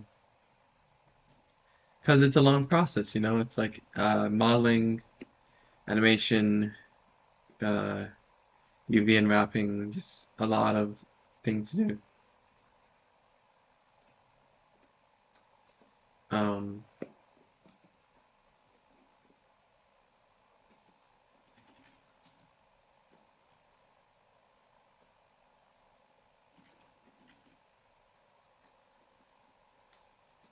but, I don't know. I don't know why this is giving me so much trouble.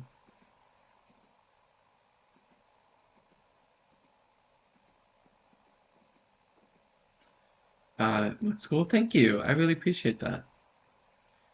Um, I'm not really proud of it, but yeah. So if you want to, you can also start with a head sculpt and then model the body from there. But in this case, you know, you already can see the full body. If you're new to sculpting or new to block the whole, I am new, you know. So let's add a loop cut right here with Control R. Control R again. Let's select these. I guess I can't be afraid of adding loop cuts. I just,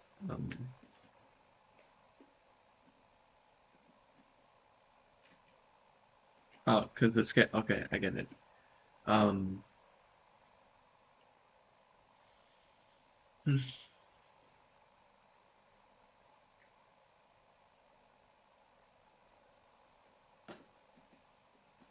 whole blocking out process or character modeling in general, I would recommend that you start by blocking out the full body first, which I'm gonna cry and sob and explode and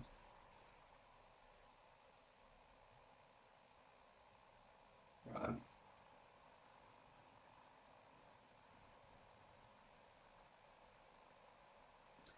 um, let's try to um, because like there's clearly like something I'm doing wrong. So like we can add loot cups here. This maybe like make this smaller. This smaller. Uh,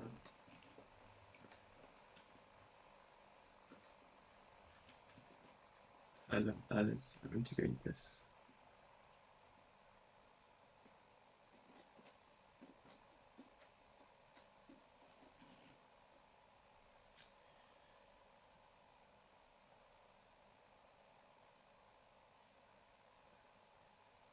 It was me, your good old friend.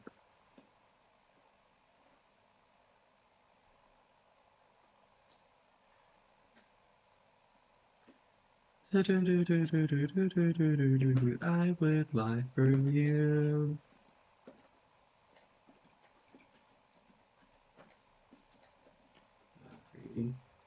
Let's see.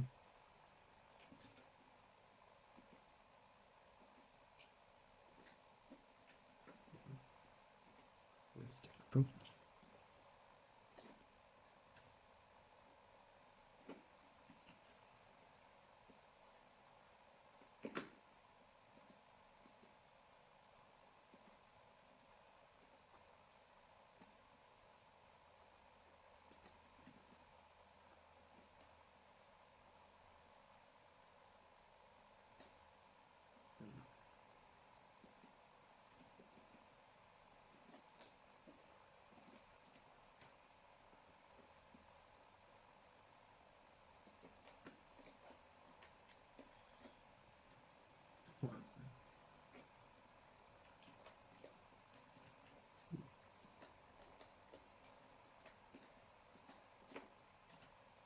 um,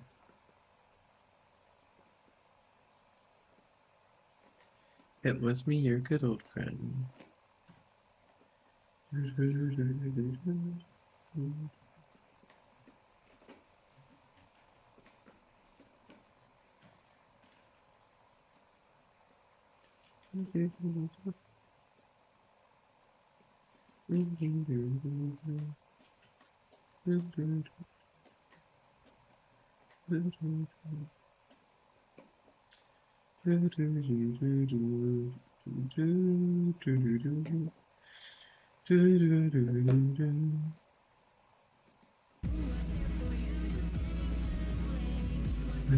good old friend.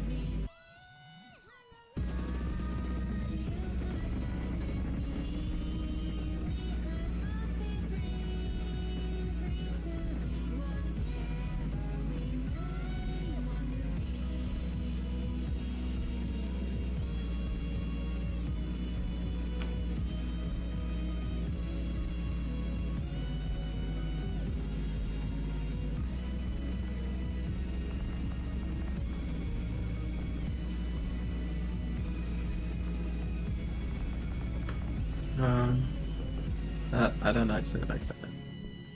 Why does it increase it so much? Like, why? I don't know.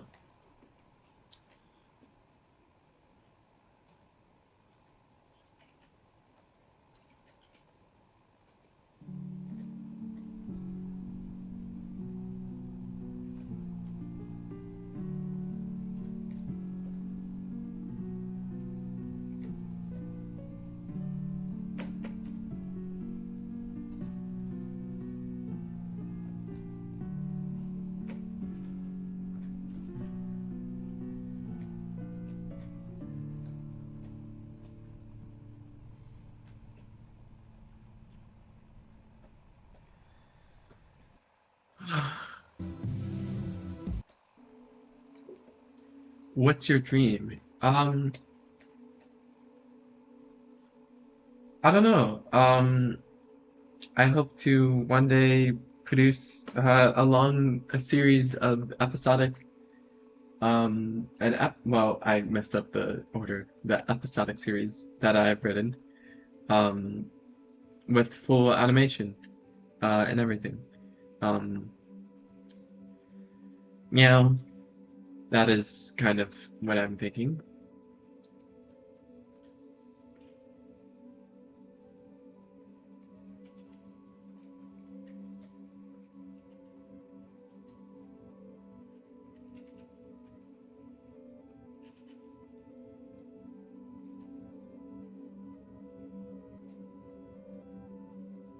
I don't feel anything. Well, how much funds do you need for that to happen? Well, it's not really a budget of money, it's more of a budget of time. Um, it's like, I currently only make art for like a maximum of 3 hours a day when I used to do it for like 10 hours. And like, I just need to put more effort on my part and actualize it, uh, and make it happen. It's just that like, I have like a lot of different factors that prevent me from making as much art as I want to. So, um, yeah. Why are you here? Uh, are you referring to me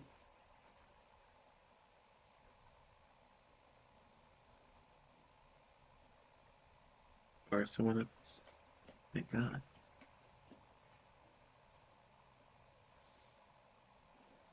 Oh, sorry, clicked the wrong tab. Um,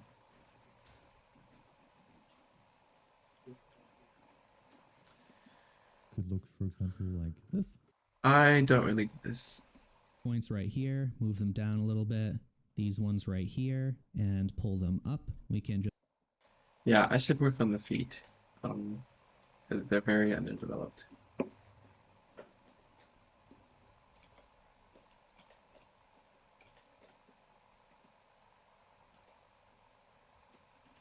I can put a loop cut.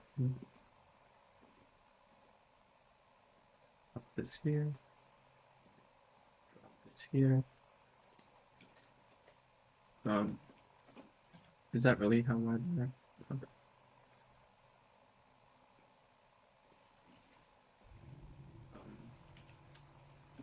What pronouns? They're on screen. Or sorry, right here. You look like Call Me Shazam. I don't know what that is. I'm sorry.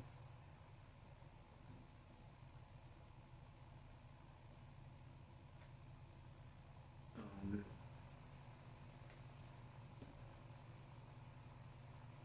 hmm.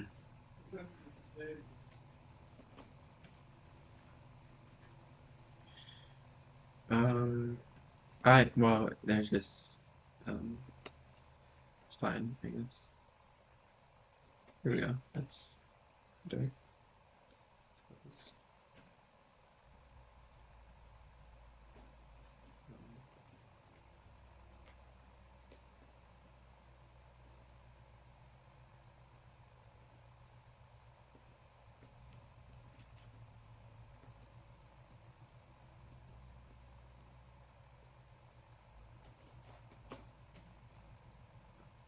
Yeah, that's fine.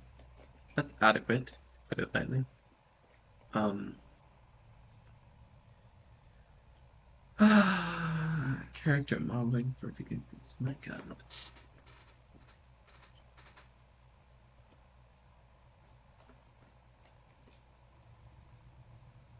I do not like this, and that's okay, because I just have to keep moving forward anyways.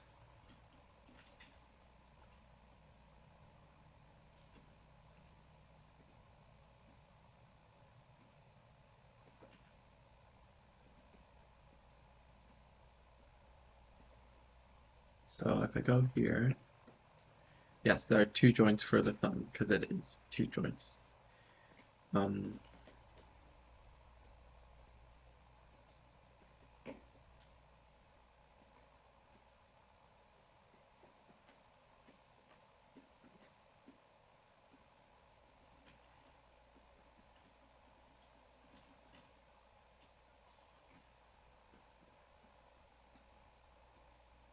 Hello.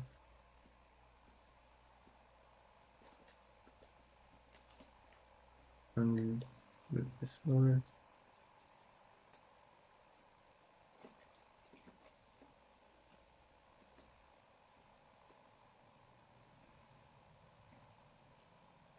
I don't know. I'm just kind of blocking out shapes like it told me to. Yeah, that's fine. Did I get the scale right? Uh, I mean, it doesn't have to be exact. Um,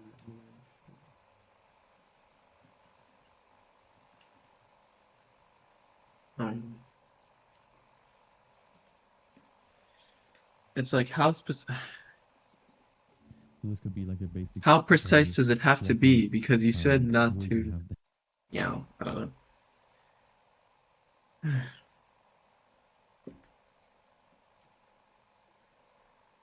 Ah!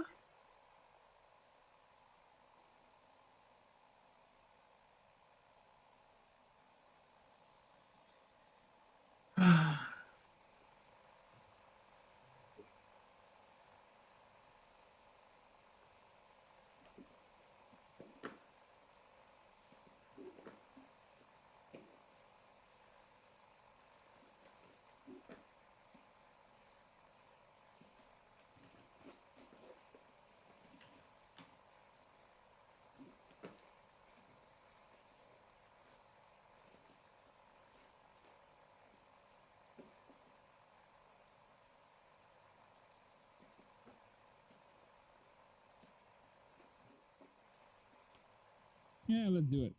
Let's do it then. It has like what? White hole. It, you're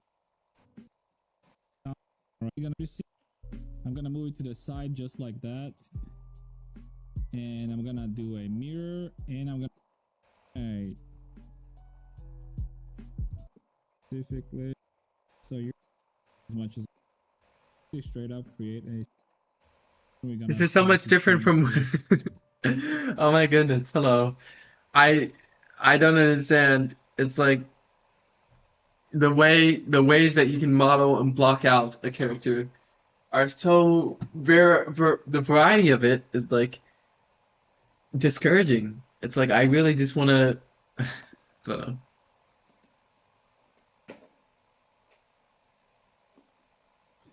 know. But I will keep trying. Never give up.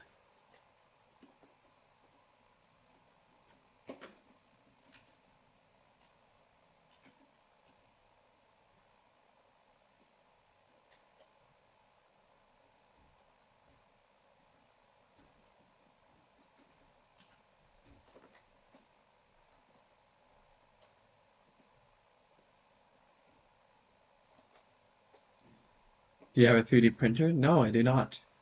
Um, my friend does though. I once printed out a little fish that I modeled.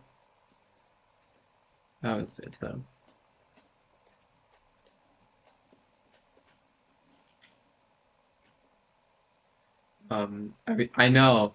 I know.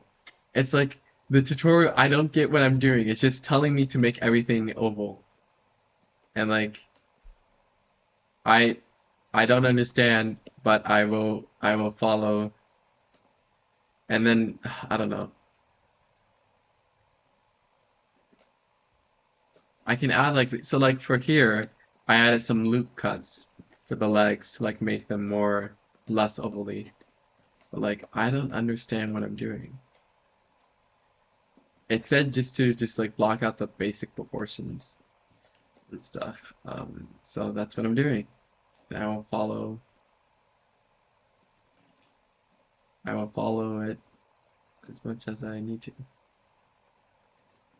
Have you ever fished? I have one, then a fish slapped me in the face and flopped away.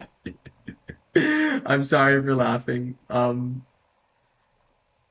Yes, I have fished when I was like a kid. Plenty of times actually. Um, and it was pretty fun. Um, Hello. But yeah,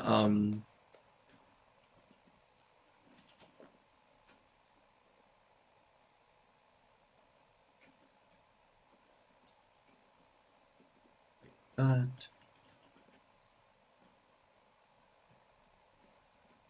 and then we can, um, guess what instrument I'm gonna get. I don't know, maybe a viola? That's not rolling on the floor. Oh, okay.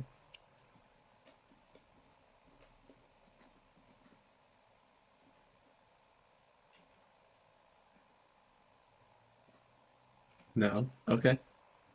I have no idea then.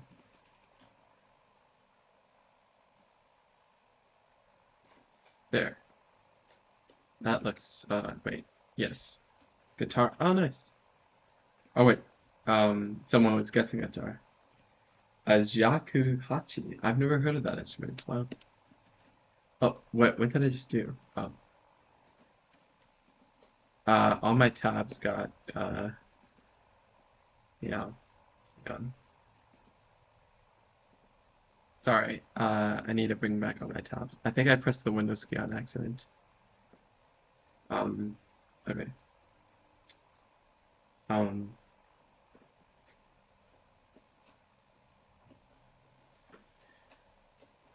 this is fine.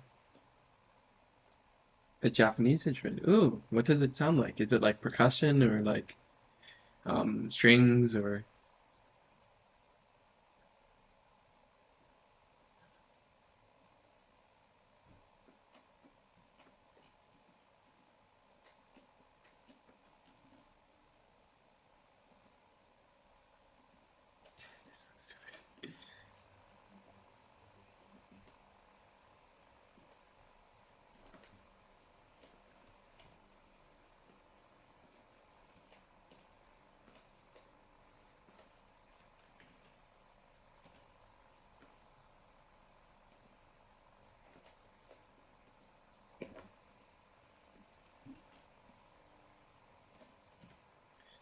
Why did YouTube have XP? I don't know. It's a new feature. When I first started streaming, it wasn't like that, but yeah, it's just something they added. Um,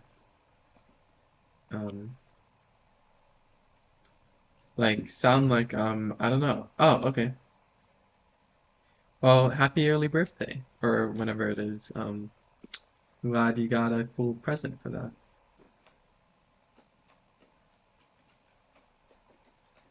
Um, Closet light, getting out of bed, and my sleep I out once more, getting out of bed.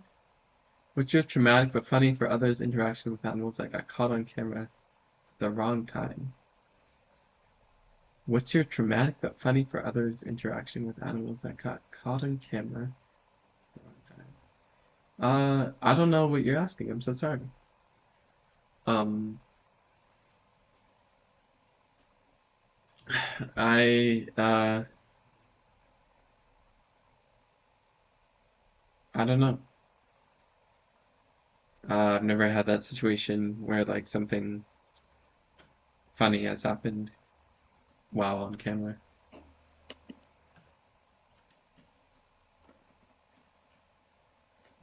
You can move this down.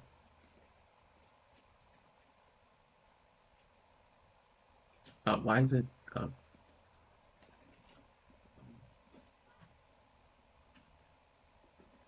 Okay, I'll see. That's a little better. Um, it's like, what if we move this face this way?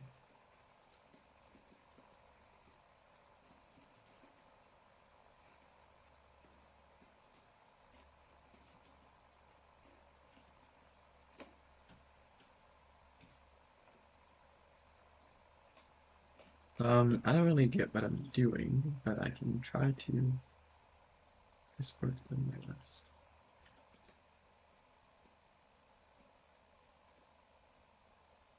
God, what am I doing?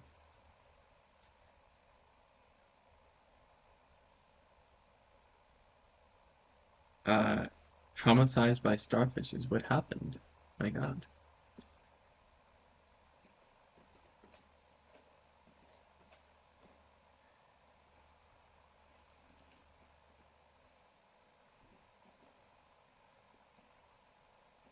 I don't.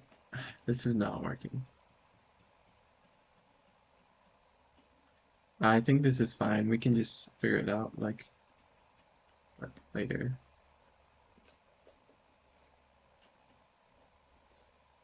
Um,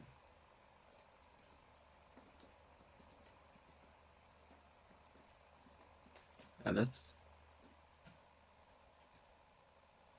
okay. Um, so I don't know how precise because like okay, so the final product that this person has modeled um is like a lot different.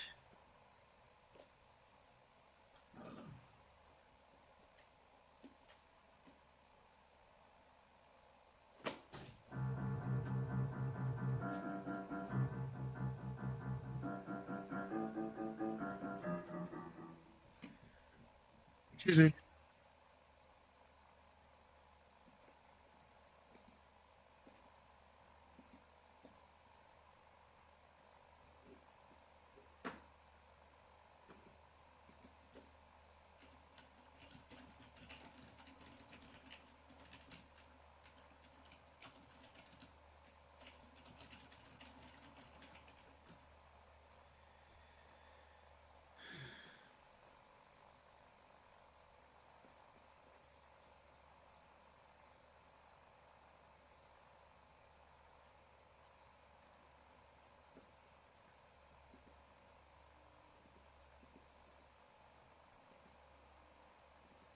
Um, but it looked as there are toes reaching out to grab my hand and then I was trying to take a pic, dropping it and then running away and running into the picture. Oh,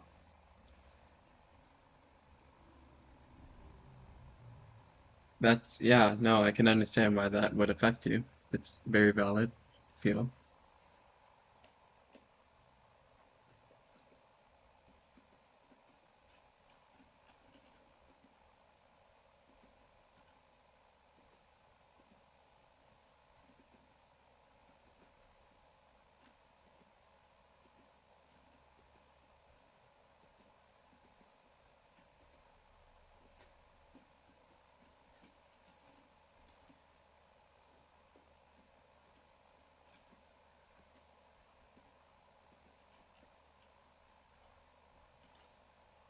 It's good to feel sad about it. Like, um,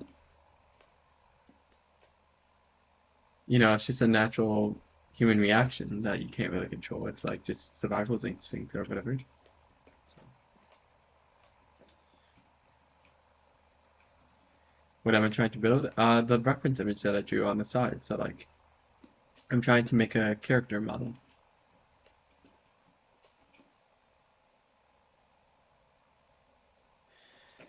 In my starless world, in my starless.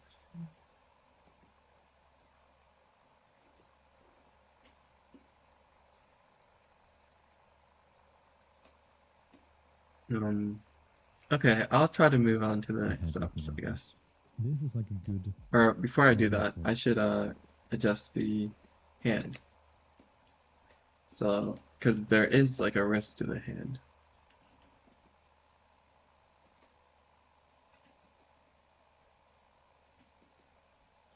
Why isn't the alt working? Oh.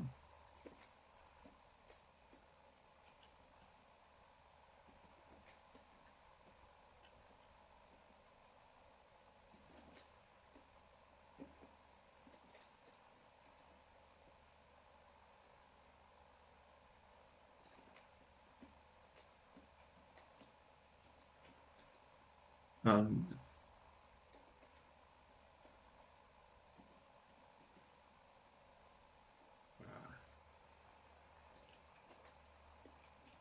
I don't know.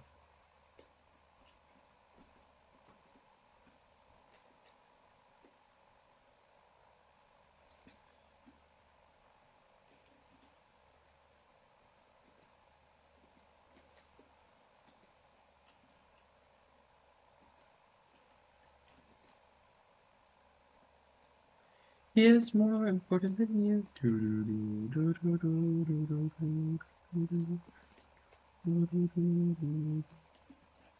Okay, this is adequate. I guess. Um, let's just. I think there's something wrong with the neck. Yeah, there is. Let's try moving it to the.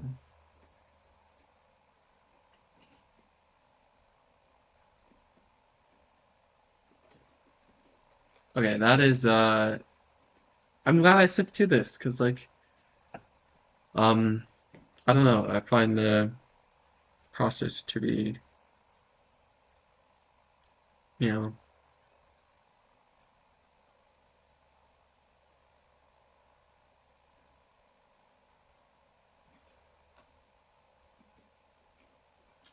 I think I can change the legs too.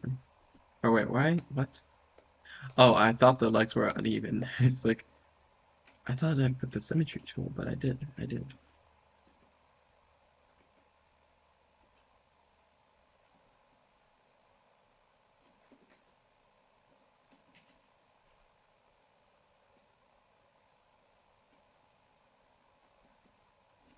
No, it's okay. It's fine. It's fine. Mm. Okay. Yeah, no, this is cool. So let's follow the tutorial again. Point for your sculpt. Um, once you have this, once you have created your character block out, you then want to make sure that all these individual cubes, they're supposed to be scale 1 and have location 0. The way you can just make sure that that's the case is just select everything like this, and then Control A to apply, and we want to apply the location, rotation, scale. Since we want to do all of them, we can just say all transforms, and that should, make sure that everything is exactly where it's supposed to be.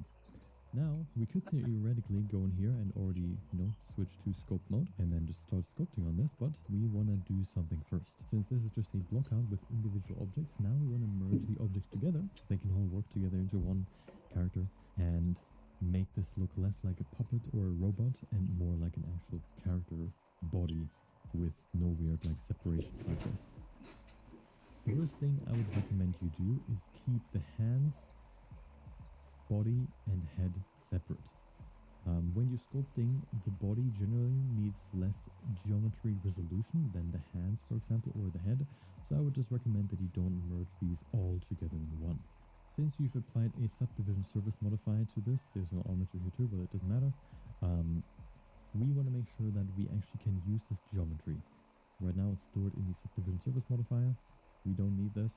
We want to use this geometry. So what we want to do is just select all of this and then use your search button. For me it's space. For you it might be F3, I think, if it's the default. If you just look for mesh, for example, you can find object, convert mesh. You can find it here, object, and then convert mesh, which basically just applies all modifiers on all objects. So now we have actually the geometry that we can now work with. Now what we want to do is just bring all the individual objects, as you can see here, together into one object. So except for the hands, of course, and the head. So let's start with this, for example. Yes. Select everything here for the main body, like this, and then we can press. That was not supposed to happen. Control J to join it all together. So now all of this is a one object. We can do the same for the hands and of course the head if there's like two separate head objects. In this case, if there's not, now we have this object, this like both hands, and then the head. Well, the problem that we will run into if we go into scope mode now is we might be sculpting, but they're still not connected. As you can see, they're still separating if we go adjust it in scope mode. So we still need to do one more thing so that we actually merge them all together, which is we just go in here and then we apply a new modifier, which is called the remesh. Put the remesh on there and then it looks kind of weird. And that is because we don't have enough geometry. The voxel size basically describes the resolution of the mesh. Right now it's too low, so we need to reduce the voxel size. What you can do Okay, is thank you. just add a 0 here, and then all of a sudden we already have way more geometry. I have like a standard resolution voxel size that I believe This if you is have a not model what that I. is 2 meters in height, or like related to the 2 meters in height that I talked about before, which is like around 0.05 or 0.03. So 0.01 is already quite a lot. Let's go with like 0.03. This is quite rough. I guess for this model, for example, you would want to use a little bit more. Actually, 0.05 is pretty good. So maybe I just missed a 0 in my notes. 0.03, 0.05 seems like a pretty good number. This gives you plenty of geometry to work with. And it also, since it is remeshing now, it merges all these objects together. So now these objects, these individual block out shapes. There is an issue though. Okay, thank you. You too. The yeah, as you can see, the okay,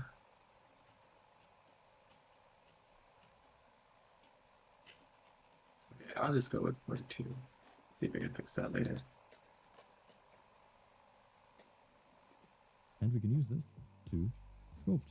So now we just need to apply this, and then we can go into scope mode to actually sculpt. So like merge these together well, create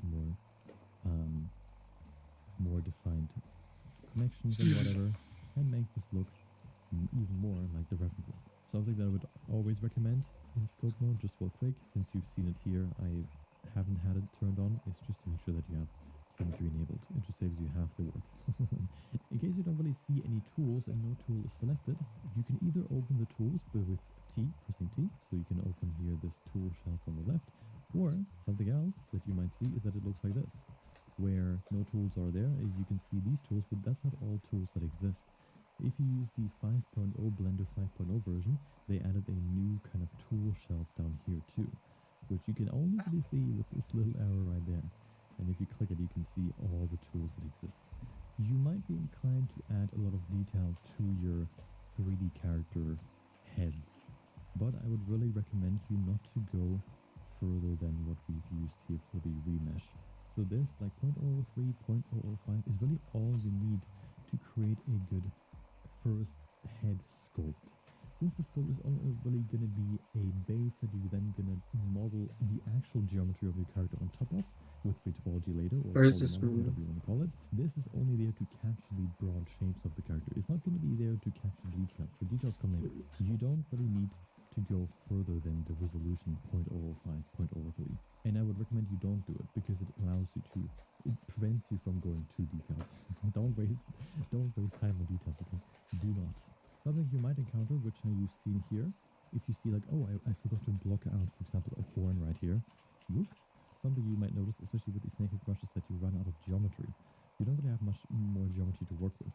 If you get into that I position, feel like I should make you it can on the add more point. geometry, or you can remesh it again in scope mode. So if you have something like this, for example, 0. and then you see, oh, I need a bit more. You see, you have the remesh section right here. And if you go here, you can see you have the voxel size, just like the setting that we did before with the 0.005, 0.003, something like that. So what you can do here to make sure that we use the same resolution, we could just type it in, but I'm not exactly sure if the voxel size is the same between scope mode and the modifier.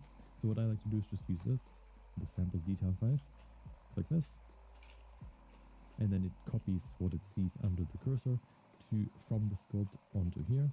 And then, for example, we can just hit I've not been paying attention for the past like 50 It's seconds. not going to be there to capture details. The details come later. You don't really need to go further than the resolution 0.005, 0.03. And I would recommend you don't do it because it allows you to, it prevents you from going too detailed. don't waste time on details, okay? Do not. Something you might encounter, which you've seen here, if you see like, oh, I forgot to block out, for example, a horn right here. Whoop. Something you might notice, especially with the snakehead brushes, that you run out of geometry. You don't really have much more geometry to work with. If you get into that position, you can add more geometry, or you can remesh it again in scope mode. So if you have something like this, for example, and then you see, oh, I need a bit more. You see, you have the remesh section right here. And if you go here, you can see you have the voxel size, just like the setting that we did before with the 0.005, 0.003, something like that. So what you can do here to make sure that we use the same resolution, we could just type it in, but I'm not exactly sure if the voxel size is the same between scope mode and the modifier. So what I like to do is just use this, the sample detail size, click this, and then it copies what it sees under the cursor from the scope onto here. And then, for example, we can just hit remesh again, and it remeshes it, and then we have more geometry to work with. So this is just something This more is geometry painful. and fix like these stretchy geometry sections. I know that you're already thinking about it, but I am telling you the remesh feature is not there to make your scope more detailed. You will not spend a lot of time with this. It just gives you a guide for the future geometry of your character, okay? Do not go too far with this. Something else that I want to give you as a tip is if you're sculpting your character, you probably wonder like, do I sculpt the mouth or not? Do I sculpt the inside of the mouth or not? No, you don't need to sculpt the mouth because we're going to remesh this afterwards, topologize this afterwards. And so we don't need the mouth. We're going to add the mouth later. So just don't do it, okay? Don't do it. We don't need it right now. Something also you might notice if you're trying to hit the likeness or, you know, like achieve likeness with your reference is that the head might look weird. I would recommend you, I would recommend you to do that always, is to sculpt the hair, at least in a very, very rough blockout. So in this case, for example, what you could do if you don't have this yet, what you could do, for example, is just grab a sphere, scale it down and bring it up, and then put it there, like this, and then you can use this to sculpt the hairstyle. I would recommend Oh that my you do god. this. You can see I made a mistake because I didn't apply the transformations. I also didn't apply the remesh because I am a noob. And then in scope mode, you can see we can sculpt the hair. Characters are very defined by the hairstyle, especially anime characters.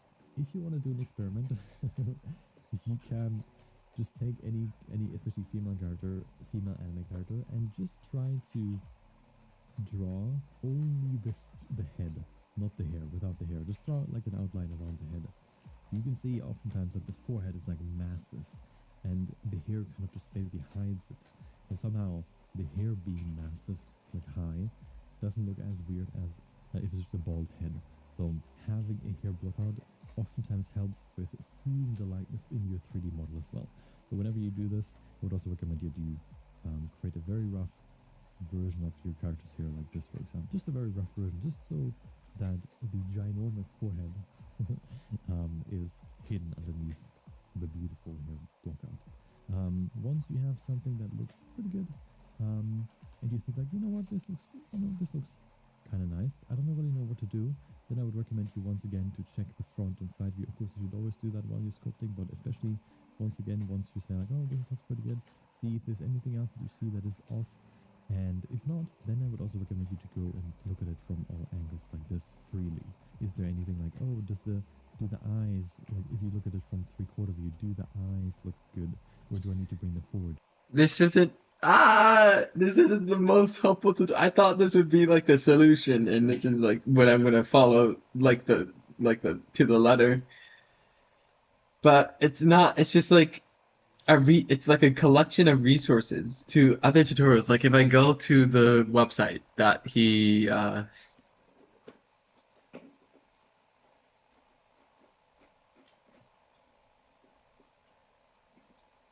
my god.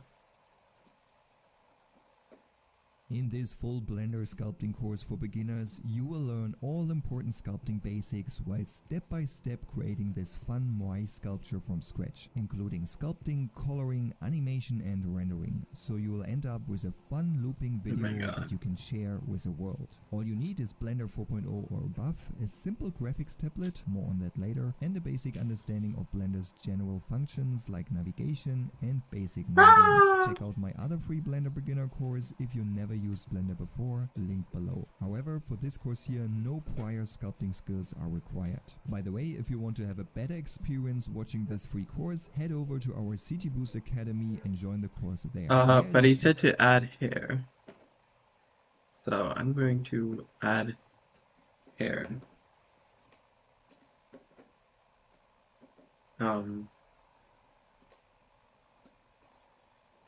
Meow.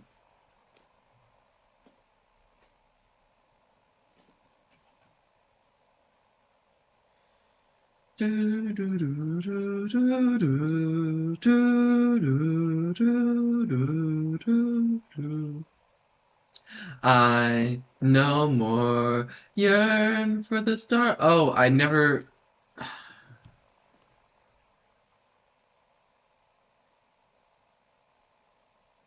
I forgot to fuse the feet. The feet. Yeah, we can recover this.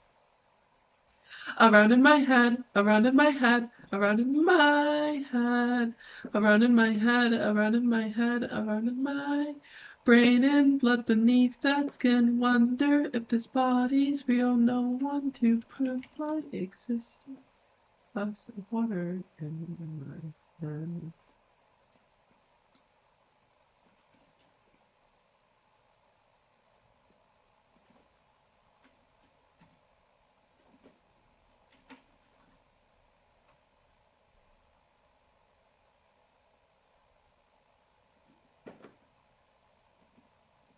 Just make sure it's nice. And then your service, we don't think see the problem too low. But I go with something that I would always recommend in scope mode, just real quick, since you've seen it here, I haven't had it turned on, is just to make sure that you have symmetry enabled. It just saves you half the work. In case you don't really see any tools and no tool is selected, you can either open the tools with T, pressing T, so you can open here this tool shelf on the left, or something else that you might see is that it looks like this, where no tools are there. You can see these tools, but that's not all tools that exist. If you use the 5.0 Oh wait, oh my.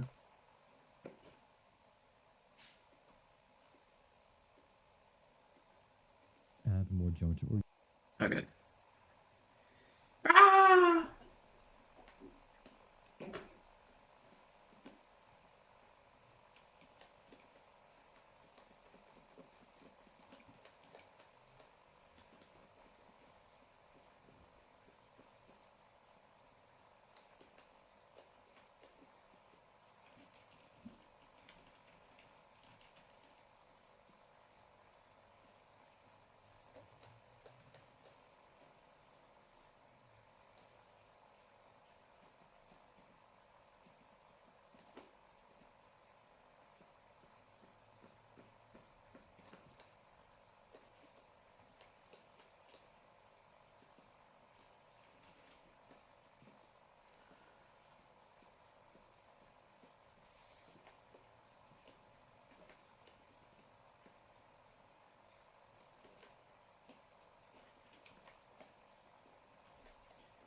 Dude, this is not working. How do you add like yes. This is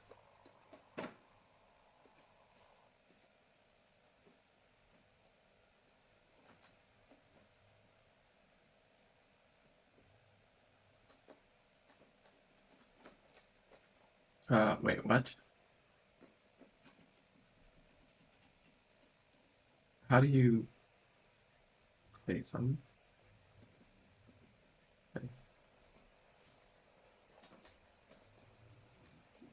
I don't get it. Ah! Or you can remesh it again in scope mode. So if you have something like this, for example, and then you see, oh, I need a bit more, you see you have the remesh section right here. And if you go here, you can see you have the voxel size, just like the setting that we did before with the 0.005, 0.003, something like that. So what you can do here to make sure that we use the same resolution, we could just type it in, but I'm not exactly sure if the voxel size is the same between scope mode and the modifier. So what I like to do is just use this, the sample detail size, click this, and then it copies what it sees under the cursor from the scope onto here. And then, for example, we can just hit remesh again, and then it remeshes it, and then we have more geometry to work with. So this is, for example, how you can add more geometry or fix like these stretchy geometry sections. I know that you're already thinking about it, but I am telling you the remesh feature is not there to make your scope more detailed. You will not spend a lot of time with this. It just gives you a guide for the future geometry of your character, okay? Do not go too far with this. Something else that I want to give you as a tip is if you're sculpting your character, you probably wonder like, do I sculpt the mouth or not? Do I sculpt the inside of the mouth or not? And no, you don't need to sculpt the mouth because we're going to remesh this afterwards, topologize this afterwards. And so we don't need the mouth. We're going to add the mouth later. So just don't do it, okay? Don't do it. We don't need it right now. Something also you might notice if you're trying to hit the likeness or, you know, like achieve likeness with your reference is that the head might look weird. I would recommend you, I would recommend you to do that always, is to sculpt the hair, at least in a very, very rough block out. So in this case, for example, what you could do if you don't have this yet, what you could do, for example, is just grab a sphere, scale it down and bring it up, and then put it there like this, and then you can use this to sculpt the hairstyle. I would recommend that you do this. You can see I made a mistake because I didn't apply the transformations. I also didn't apply the remesh because I am a noob. And then in scope mode, you can see we can sculpt the hair. Characters are very defined by the hairstyle, especially anime characters. If you want to do an experiment, you can just take any especially female anime character, and just try to draw only the head, not the hair, without the hair. Just draw like an outline around the head. You can see oftentimes that the forehead is like massive and the hair kind of just basically hides it. And somehow the hair being massive, like high, doesn't look as weird as if it's just a bald head. So having a hair blockout oftentimes helps with seeing the likeness in your 3D model as well. So whenever you do this, I would also recommend you do create a very rough version of your characters here, like this, for example. Just a very rough version, just so that the ginormous forehead is hidden underneath the beautiful hair blockout.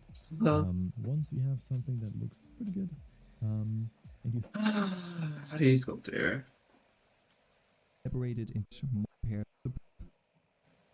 when watching of a mouse. Click on the lower pen button, which is a bit easier to access, and right mouse button click on the upper button. I also enabled click and tap and set the mapping to be projected only on one of my two monitors. I highly recommend setting up your graphics tablet the same way so you can easily follow the rest of the course. Click the link in the video description to find a more detailed video on how I set up my graphics tablet and what type of graphics tablet I recommend. And if you're wondering, sculpting with a mouse is possible too, although it might be a bit harder to get nice shapes and it could spoil the fun. So if possible, do yourself a favor and get a simple graphics tablet. So I don't wanna. I think I will come back to this later.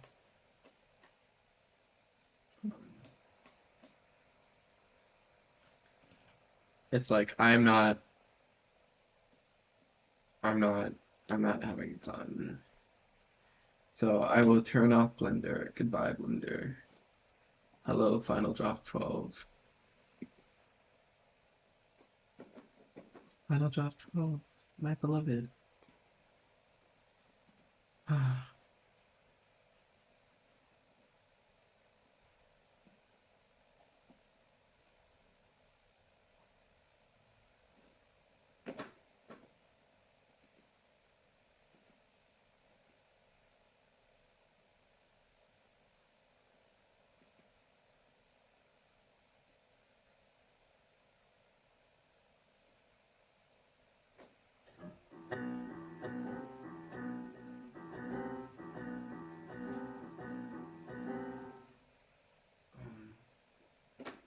Maybe I can make music. I don't know.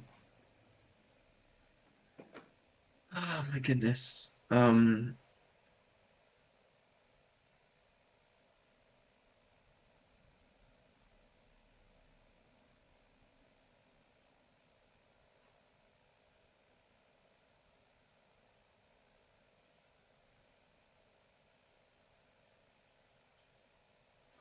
I don't know.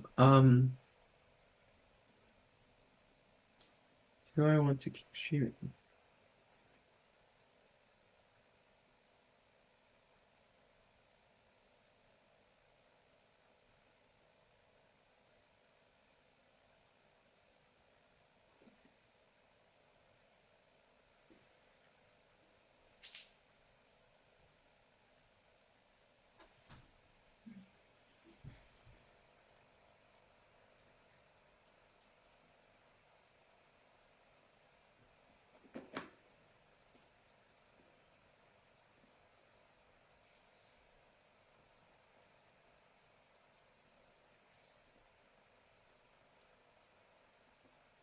Hello?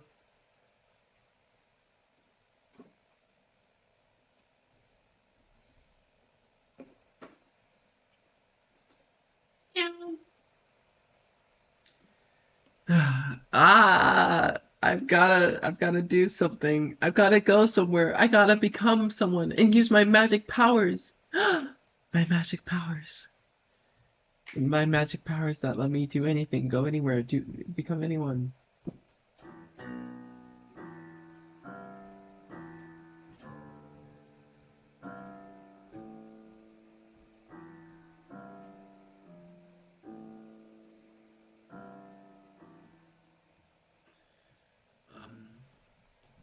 I should try to make music. But it's like I didn't want to do that on stream, but I should learn to have confidence with myself. Do it on stream anyway.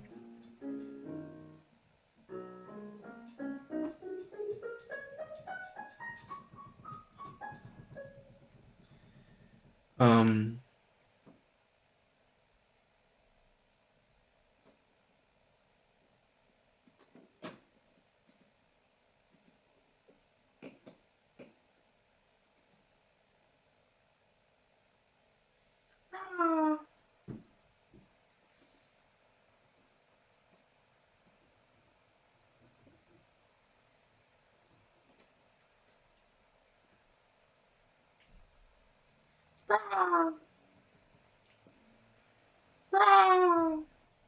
my daughter has a mustache.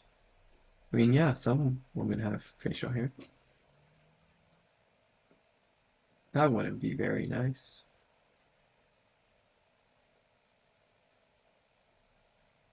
Um,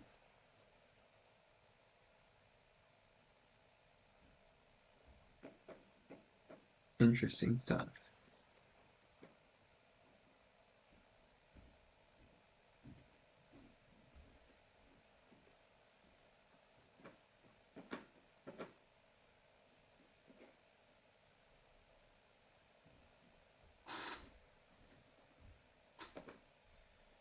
Um, yeah, I don't know. I have no idea.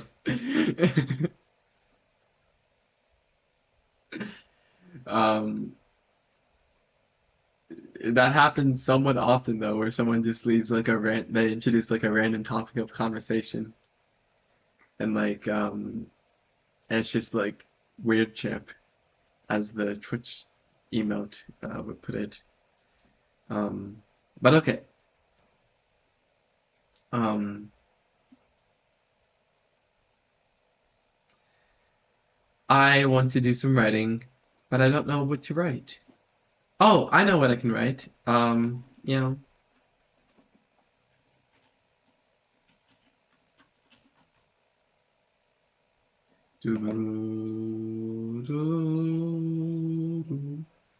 okay. So I was thinking, it's like, where is it? Every living, breathing moment. It's like I have been so inspired by this music, and I've come to inextricably associate the sort of orchestral quality of its execution as associated with, I believe they cap, and yeah, that's possible. I don't really care either way. Um, okay, but I was thinking it's like, uh, okay, so let me try to write this. So above the four of them.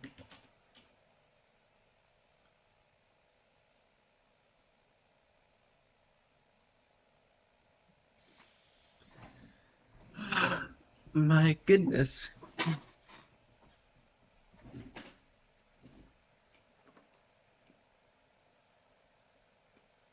I don't know how to describe this. So okay, I should try to um, meow.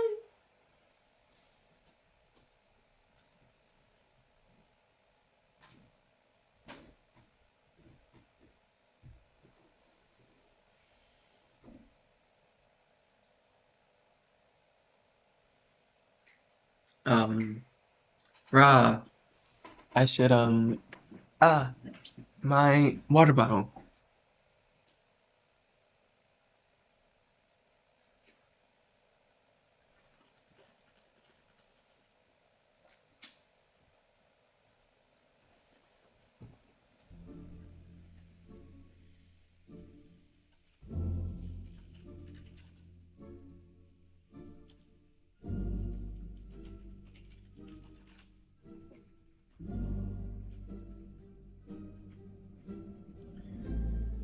Well, wait. Let's actually read the scene from the beginning again. Cumulus clouds meet the overexposure of a blinding singular point within the center of the sky. Between the gaps of white puffs, the distant presence of land hovers behind the star. An isosceles trapezoid appears above a field of wheat, the three of them tumbling onto its expanse, flattening the crops. Ella stumbles onto the ground. The side of her face plants into the dirt. She groans, with the eye closer to the floor remaining closed as her other opens weakly. Anne reaches out towards her. Are you okay? With an affirming hum, Ella pushes herself up and reaches for her face for grasping her elbow. Ella stands up completely and brushes the dirt off her plexi. She looks out to her side and to the side of him, pointing. It's him! The statue of a distant figure hovers over the heads of the two. It's actually him! With pale skin and blue eyes of a face turned towards the three of them, Ella reaches for her chest. A fist tightens above her heart as Faith mimics the gesture. M gasps and skips towards him. The distance between the two of them closes as Faith starts to run as well. Ella's gait hesitates. She takes a step, freezes for a moment, then begins to walk. The arms of a saint spread to each side as far as they can extend. M leaps into his grasp and the two of them hug with a twirl, joined by Faith moments after. I'm a huge fan! Sorry, I don't really feel like doing voice acting. But hi, Silent Star, welcome to the stream.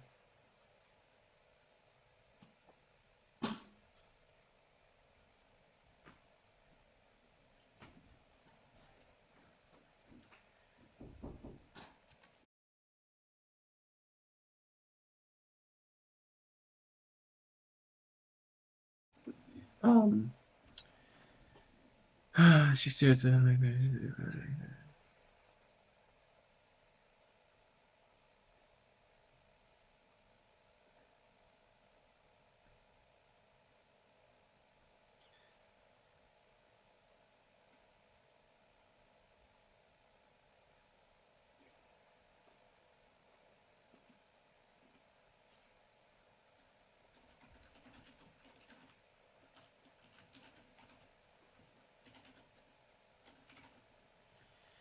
Um,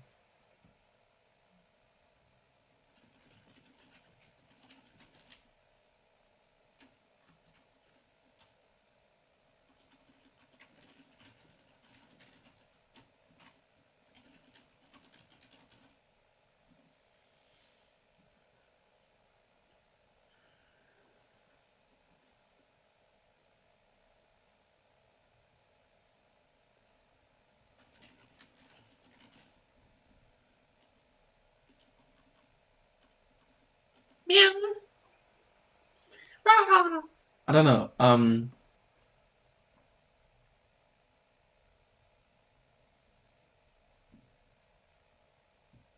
Excuse me.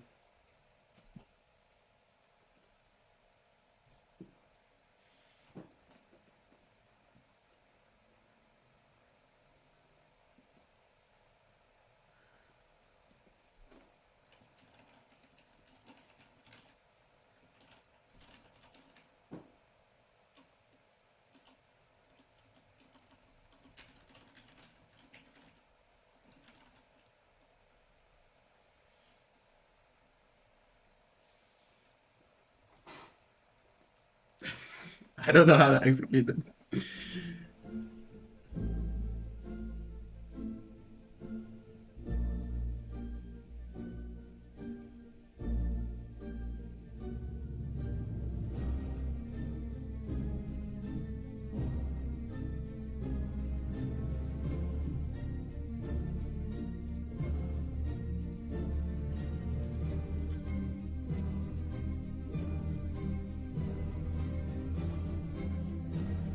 I don't know.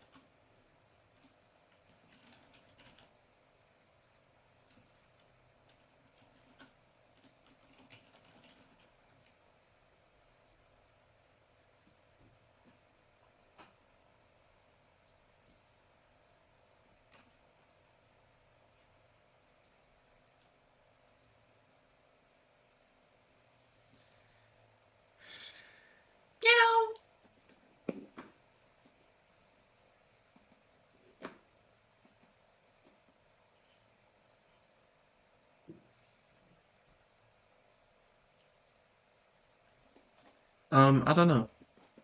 It's like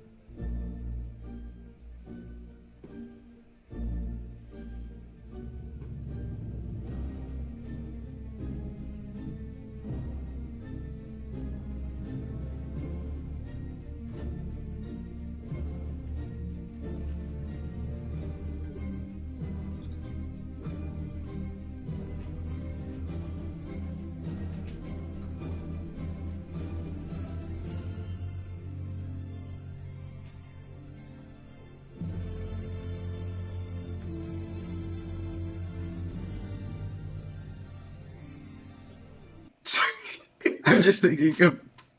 Uh, oh my God.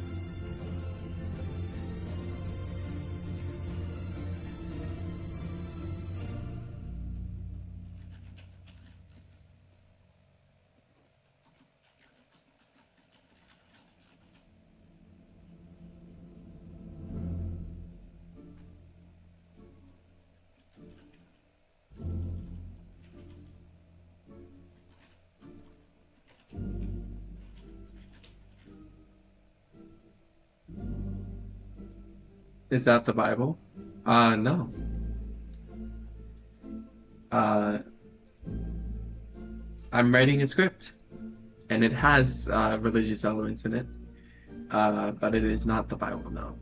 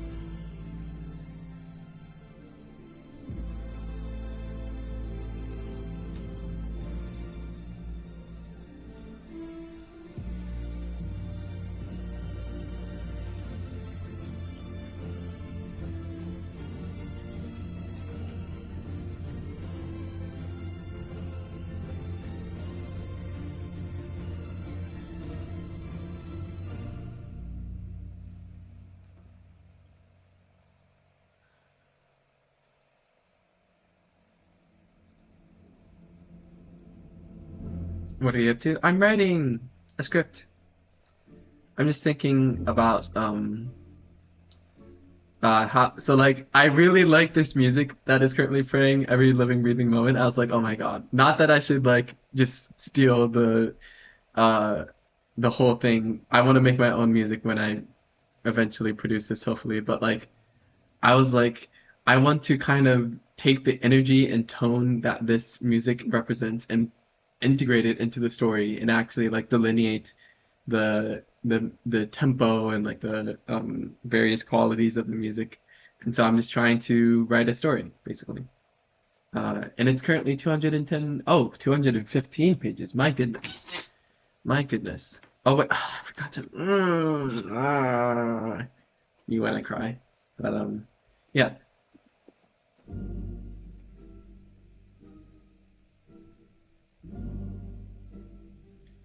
Are you a producer? I am trying to be. It's like, I, um, my experience with music is very minimal. I just bought FL Studio like last year. And by last year, I mean literally like the last couple days of 2025.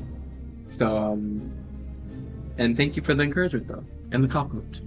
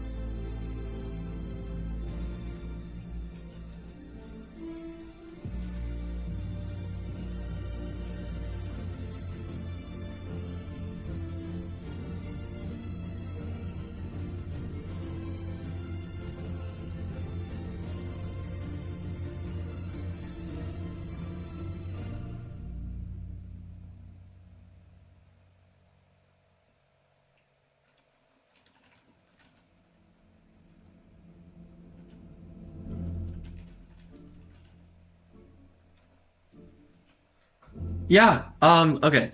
So without reading it, the way I like to pitch it is like, imagine a world where magic is real. In this world, the magic power that you have as an individual directly correlates with the severity of your mental illness. That means the more mentally ill you are, the more magic powers you have. Now you can imagine that a strong mage can't actually use their powers effectively because of how mentally ill they are. So my story follows a character that can set things on fire, but the only thing she can set on fire is herself. And it kind of follows the sort of representation of like self-image issues and anxiety and interpersonal issues that follow such a prompt. And in this arc, they literally meet God, the Abrahamic God, and I thought that was interesting. So, um, but yeah, of course you can ask about it. Ah!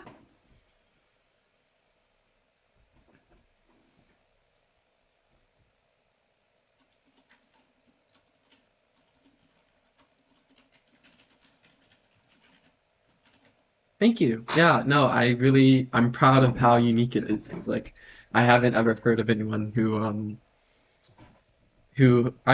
not the first person to come up with that idea for sure. I'm sure someone else, but the first one to execute it in the way I have. Um, meow. I mean, yes. Okay.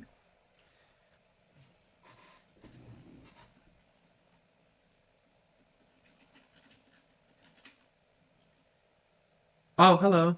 And yes, I do go live every day. Pretty much. I mean, sometimes I take breaks, like the entire month of, or not the entire month, but the majority of the month of April last year, I didn't stream. But like, yeah, I've been streaming every day for like several months now in a row. And I usually stream every day. It's just sometimes I skip days.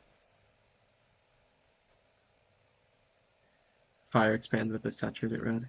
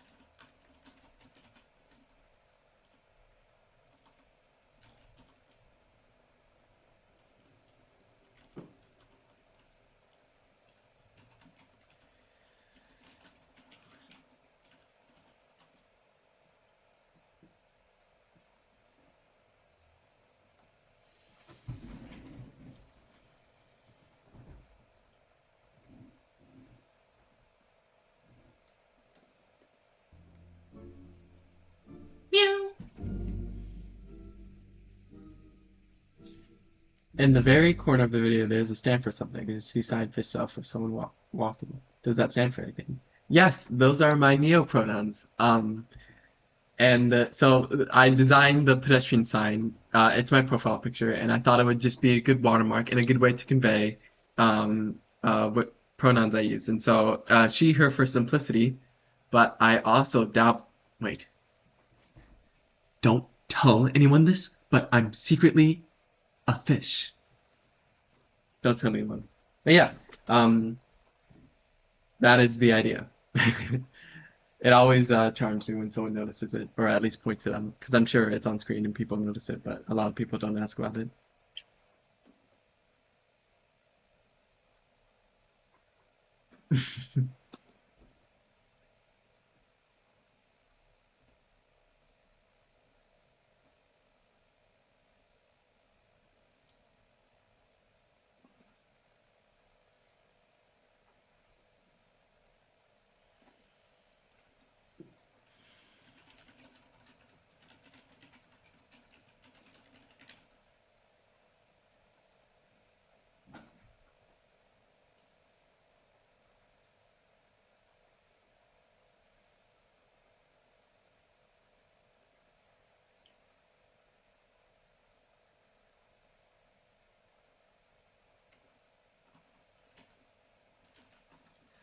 Oh, I just said that out loud because your readers can't hear the music.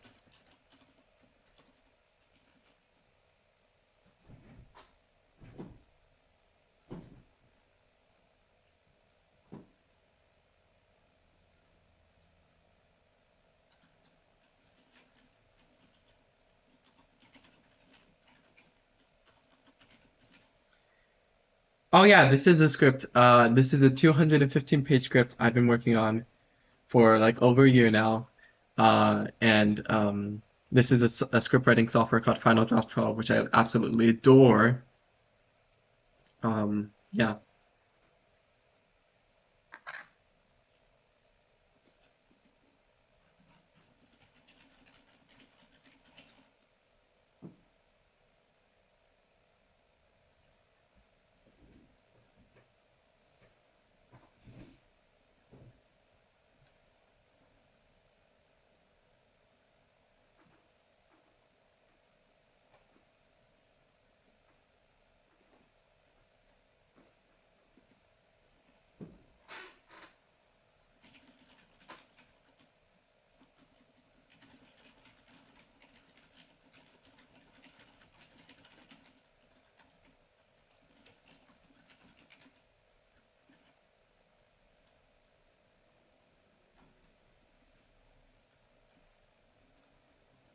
Okay. I wish for your success with your schooling journey. Oh, doom scrolling. Oh no. Well, I at least you acknowledge it. I was wondering what room scrolling was.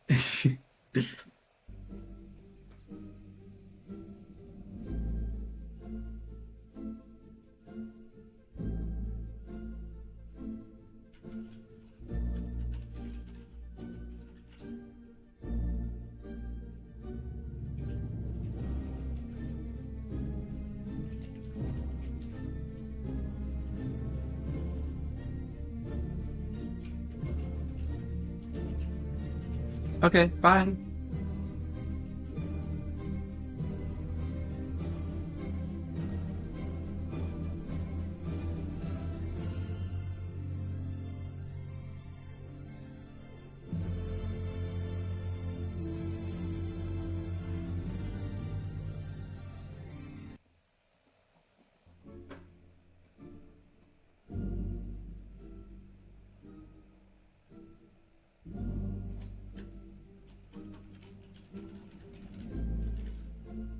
So you know in anime how each character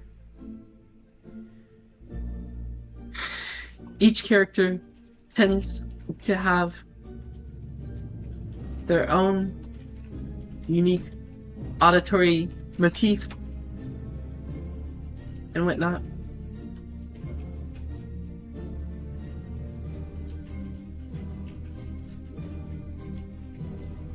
Well, God's theme.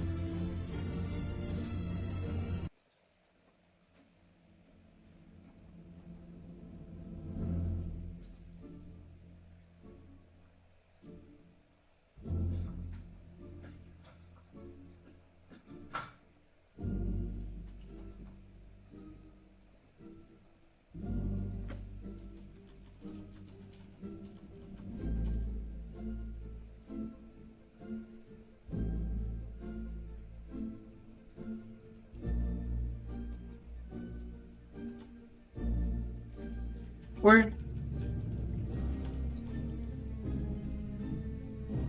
well, God has a theme.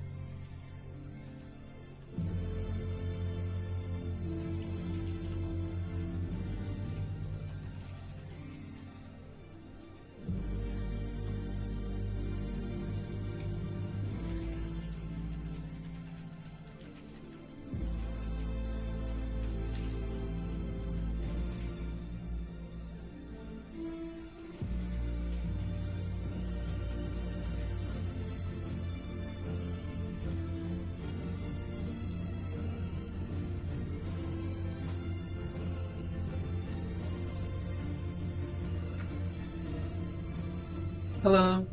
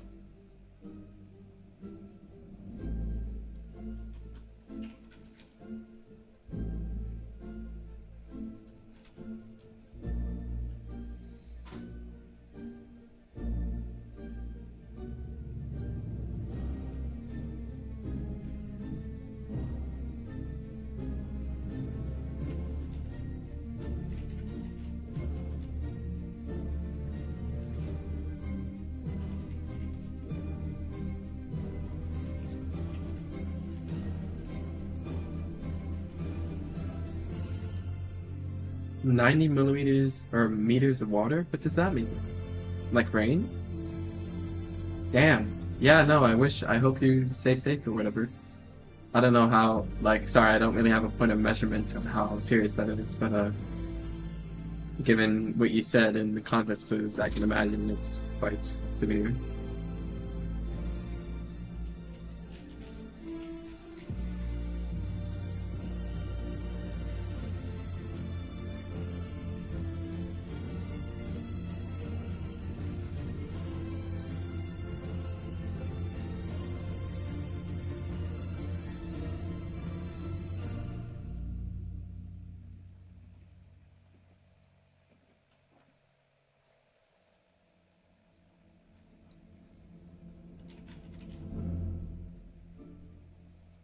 Oh, damn. Wow.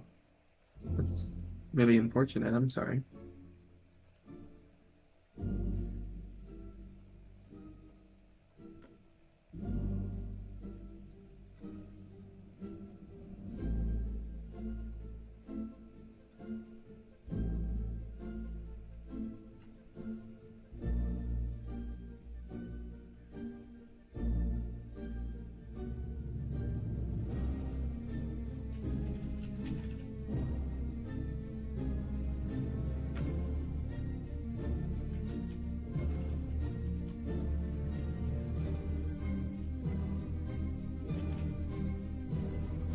Yeah, that's too close for comfort.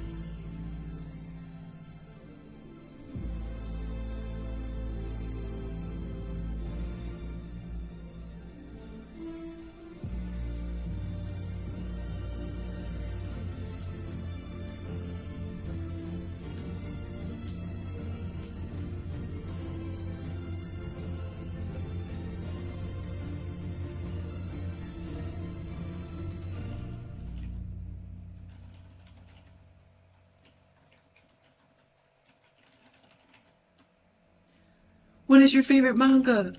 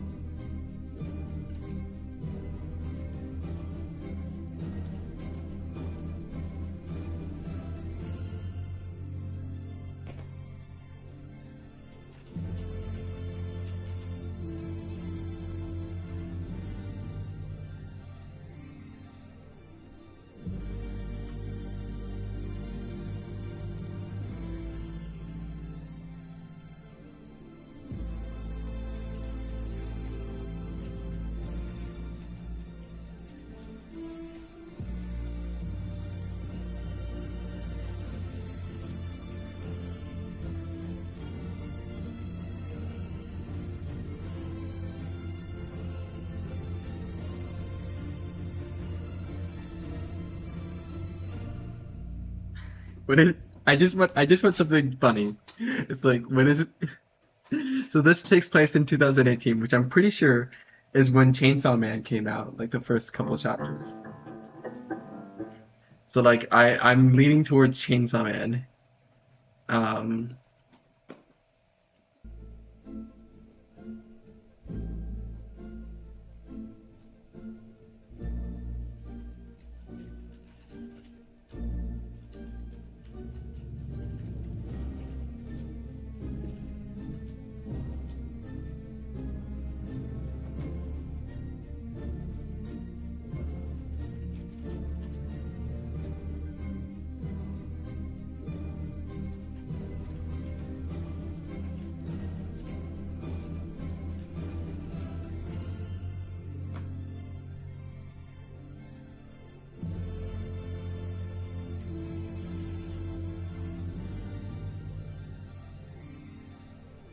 you snore when you sleep? No, I don't.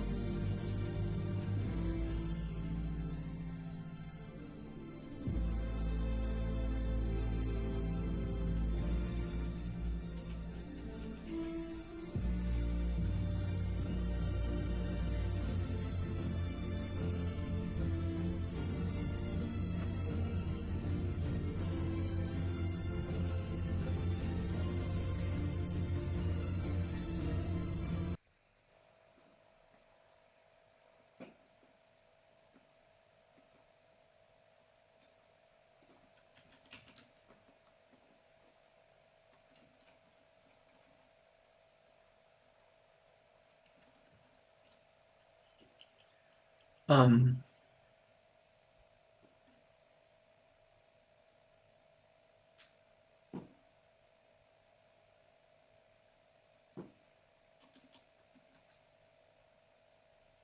I did try reading it, and it's just in another language, so that's perfectly okay.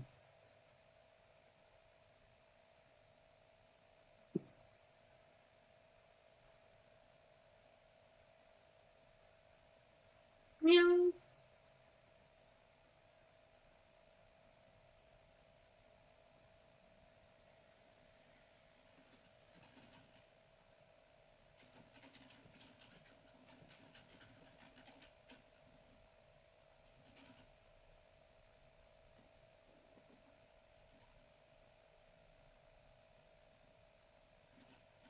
Okay, thank you for letting me know.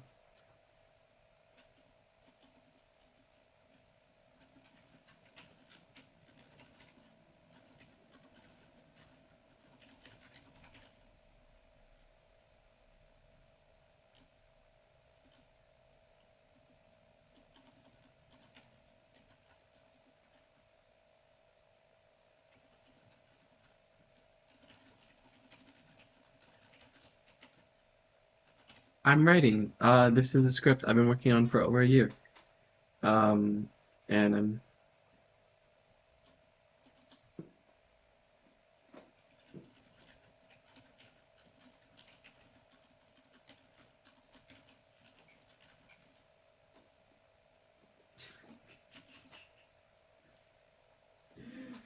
sorry, I'm just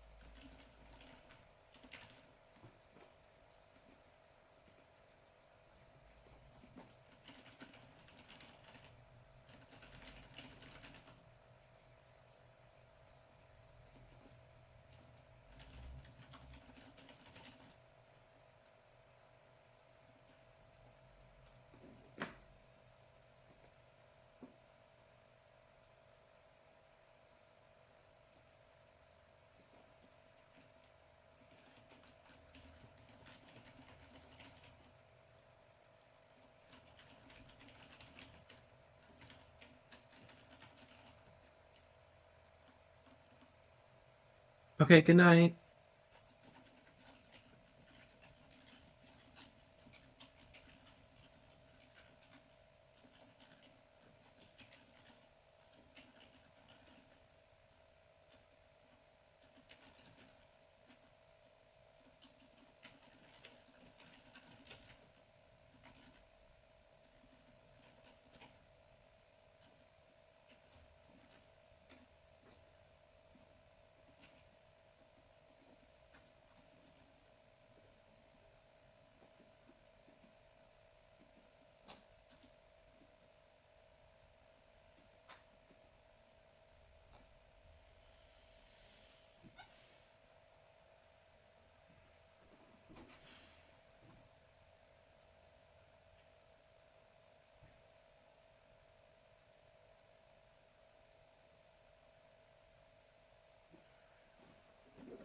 Yeah.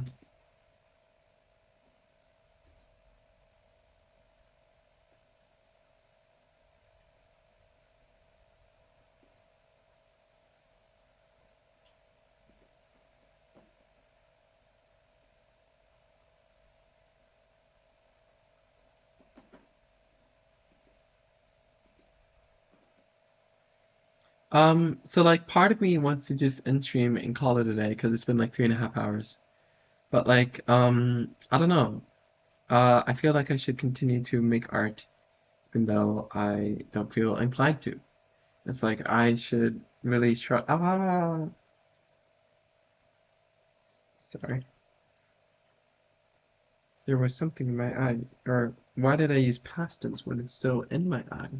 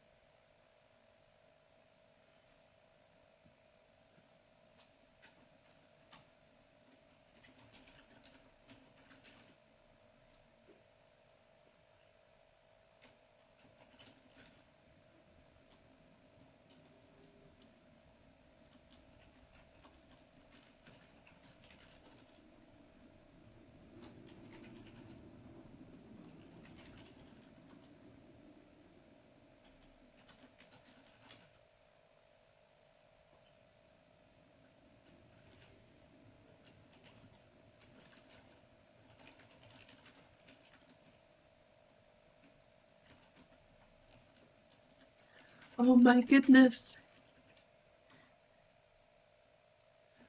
What an eccentric idol!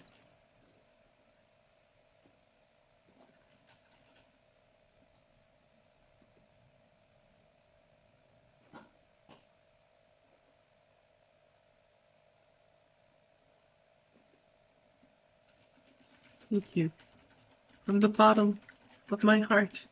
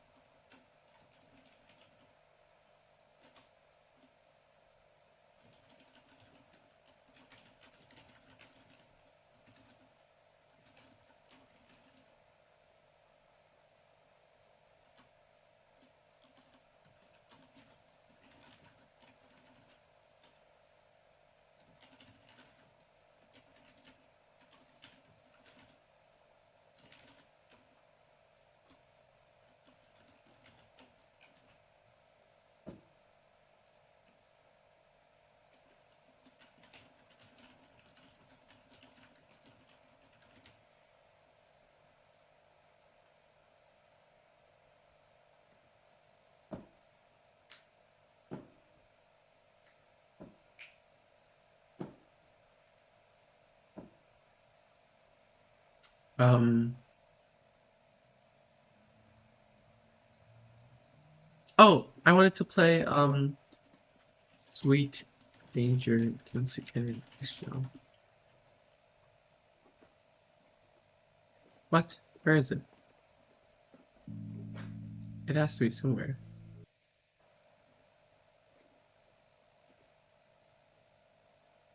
Where is it?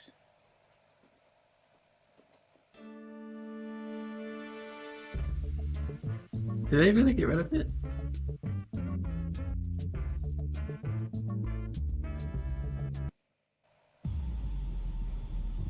Oh wow.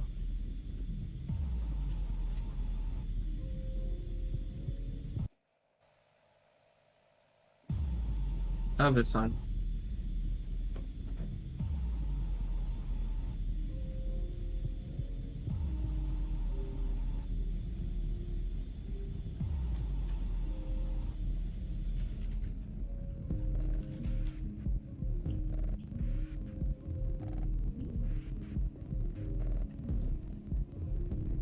Hello.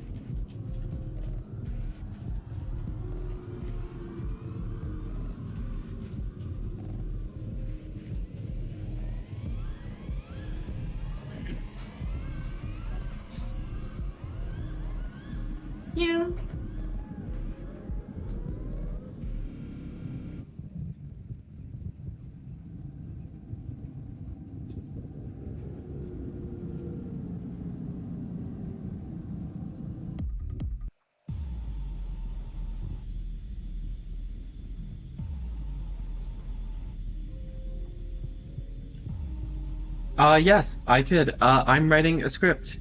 It's currently 220. It's 20 pages. Oh my God, 220. Wow. But yeah, I'm writing a script. Uh, and that's what I'm doing.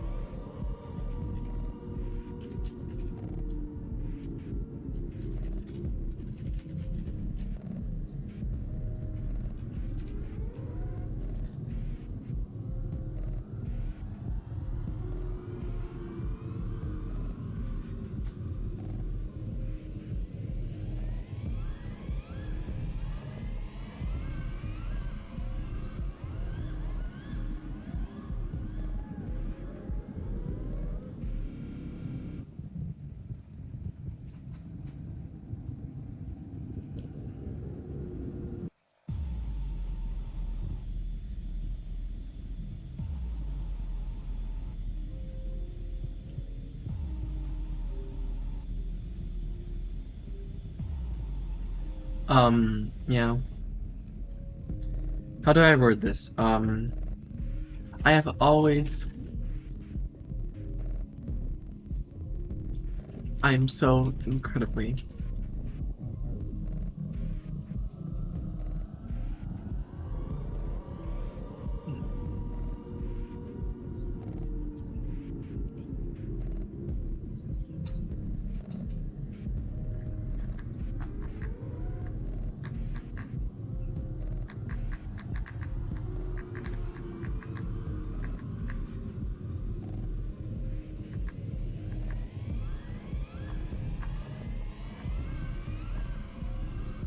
Yeah.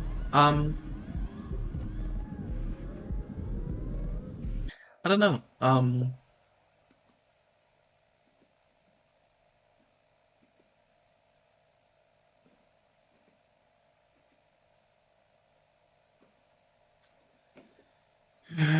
My goodness.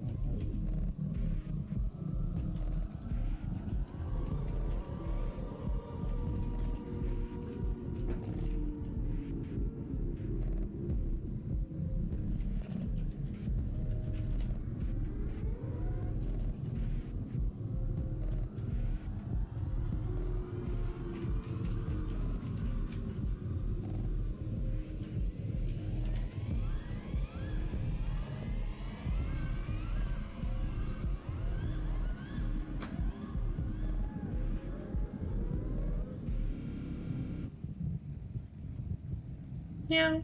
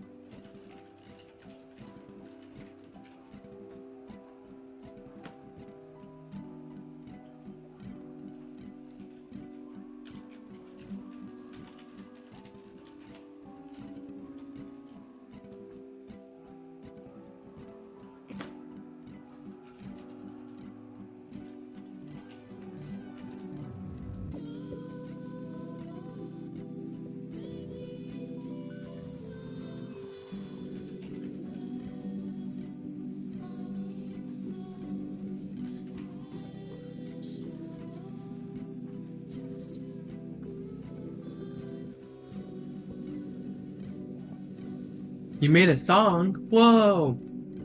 What kind?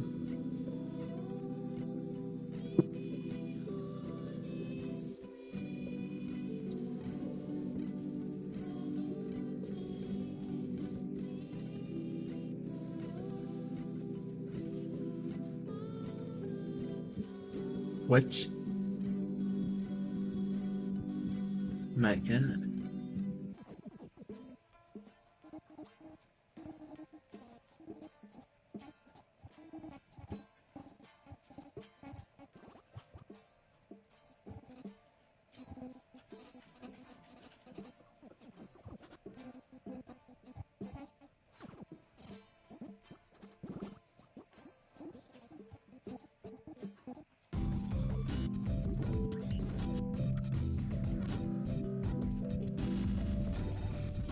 Oh, with your... Oh, nice.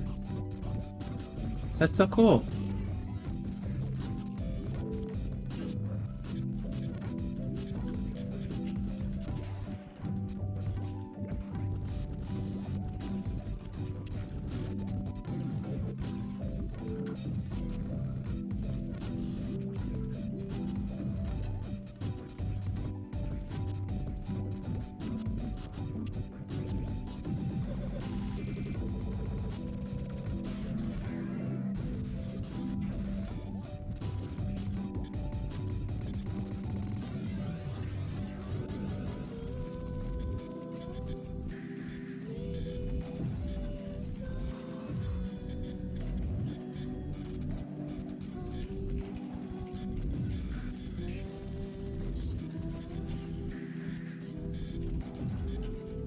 Okay.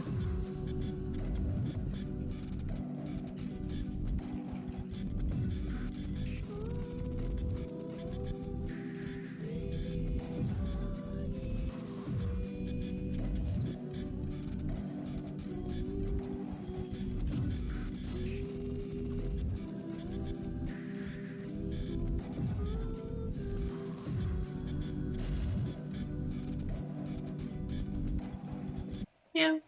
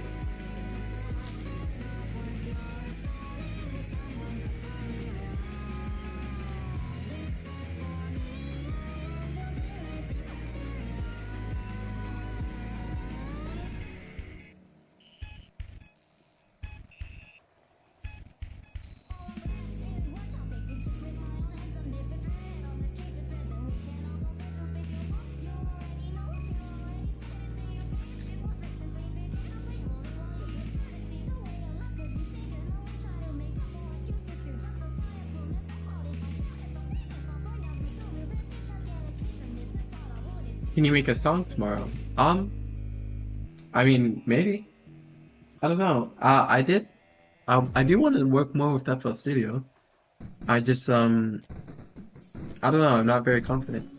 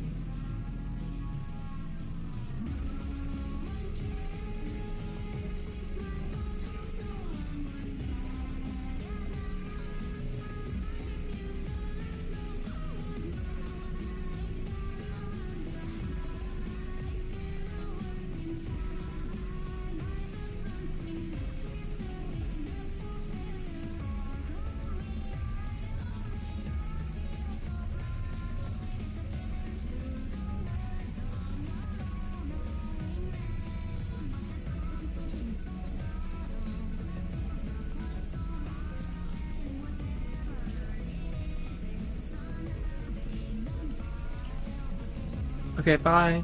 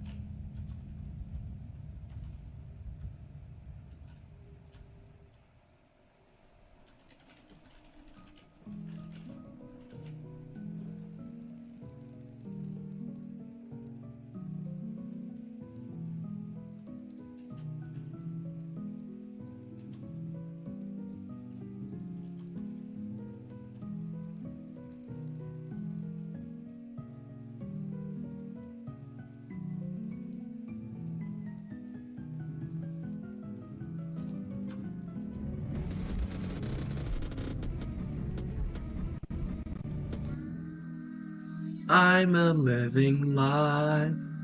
You might be. Yeah, sorry, I did not see your message until now. But you might be the only one there. I don't know. I don't really check the viewer count.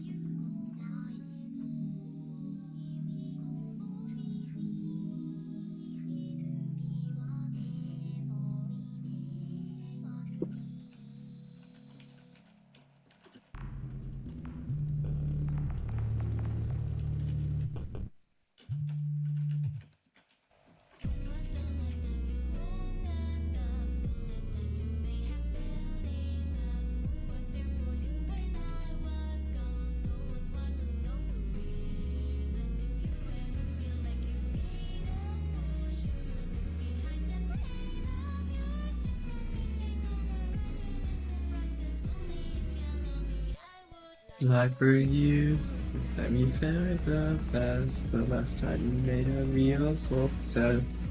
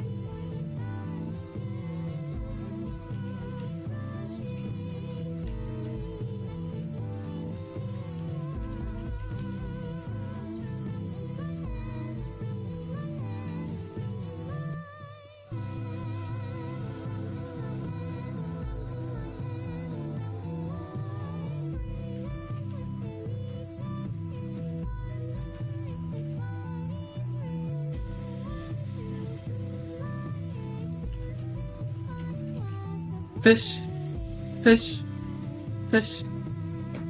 It's true. The fish are real.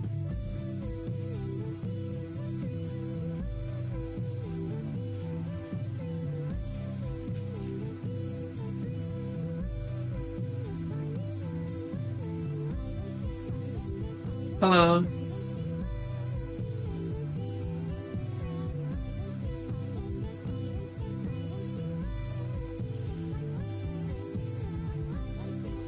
Yeah? No worries though. It's never any obligation to like check in. Living in the living, we find living.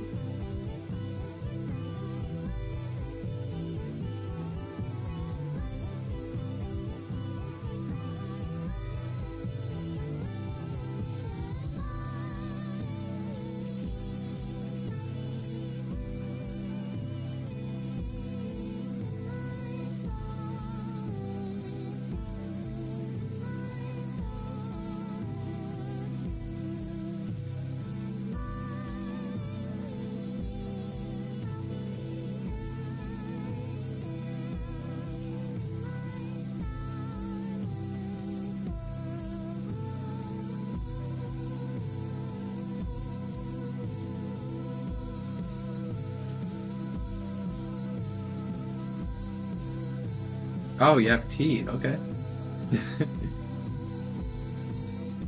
But yeah, that's valid. You can do that if you'd like. Um, fish. Meow.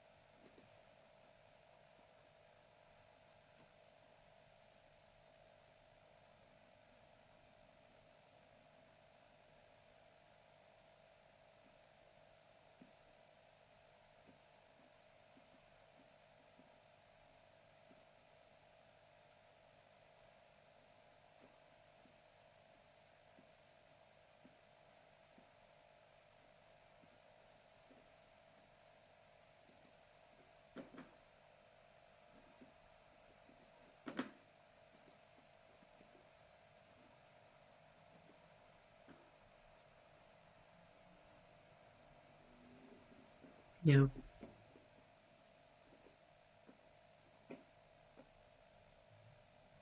I don't know how to write this scene.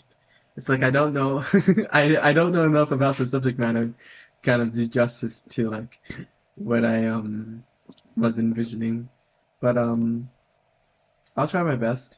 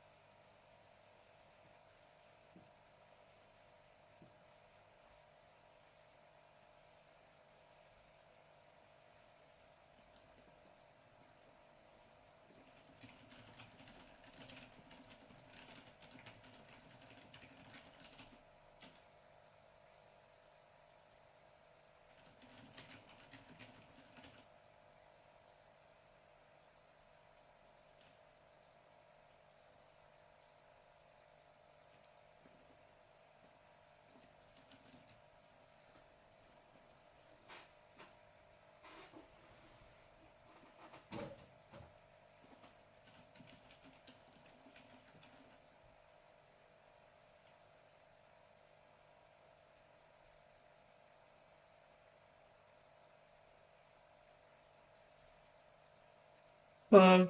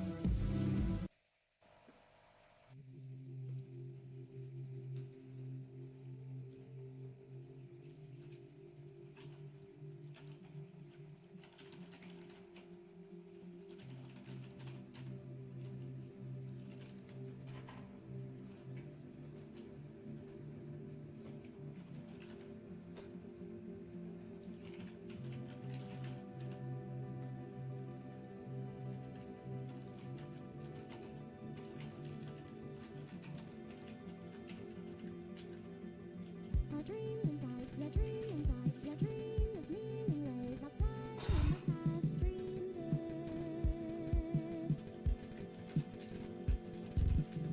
If Wittgenstein is right, I shouldn't care. Step back into my life, the starless sky.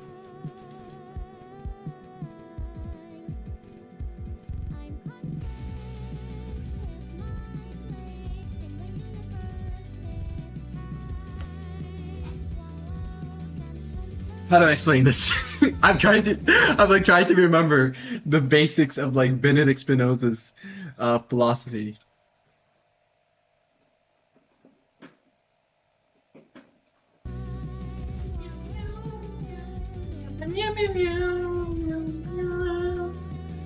I belong within.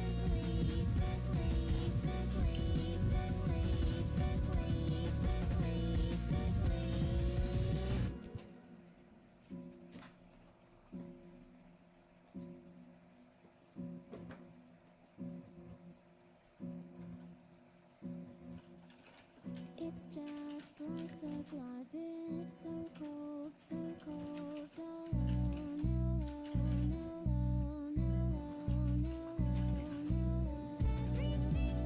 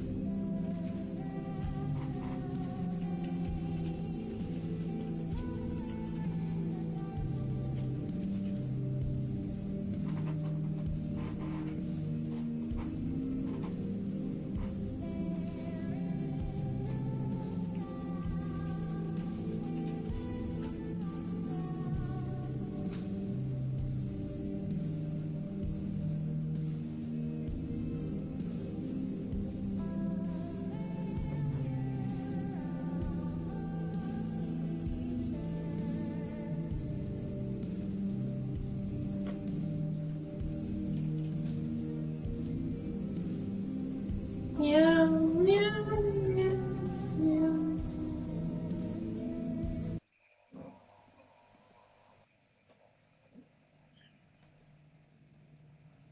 What I've learned through your instructional research is that big and small are only the two sides to the one coin, and that the elephant, for all his mighty strength, is indifferent, basically, to the tiny flea. So still I seek the force, the reason governing life's flow, and not just its external show.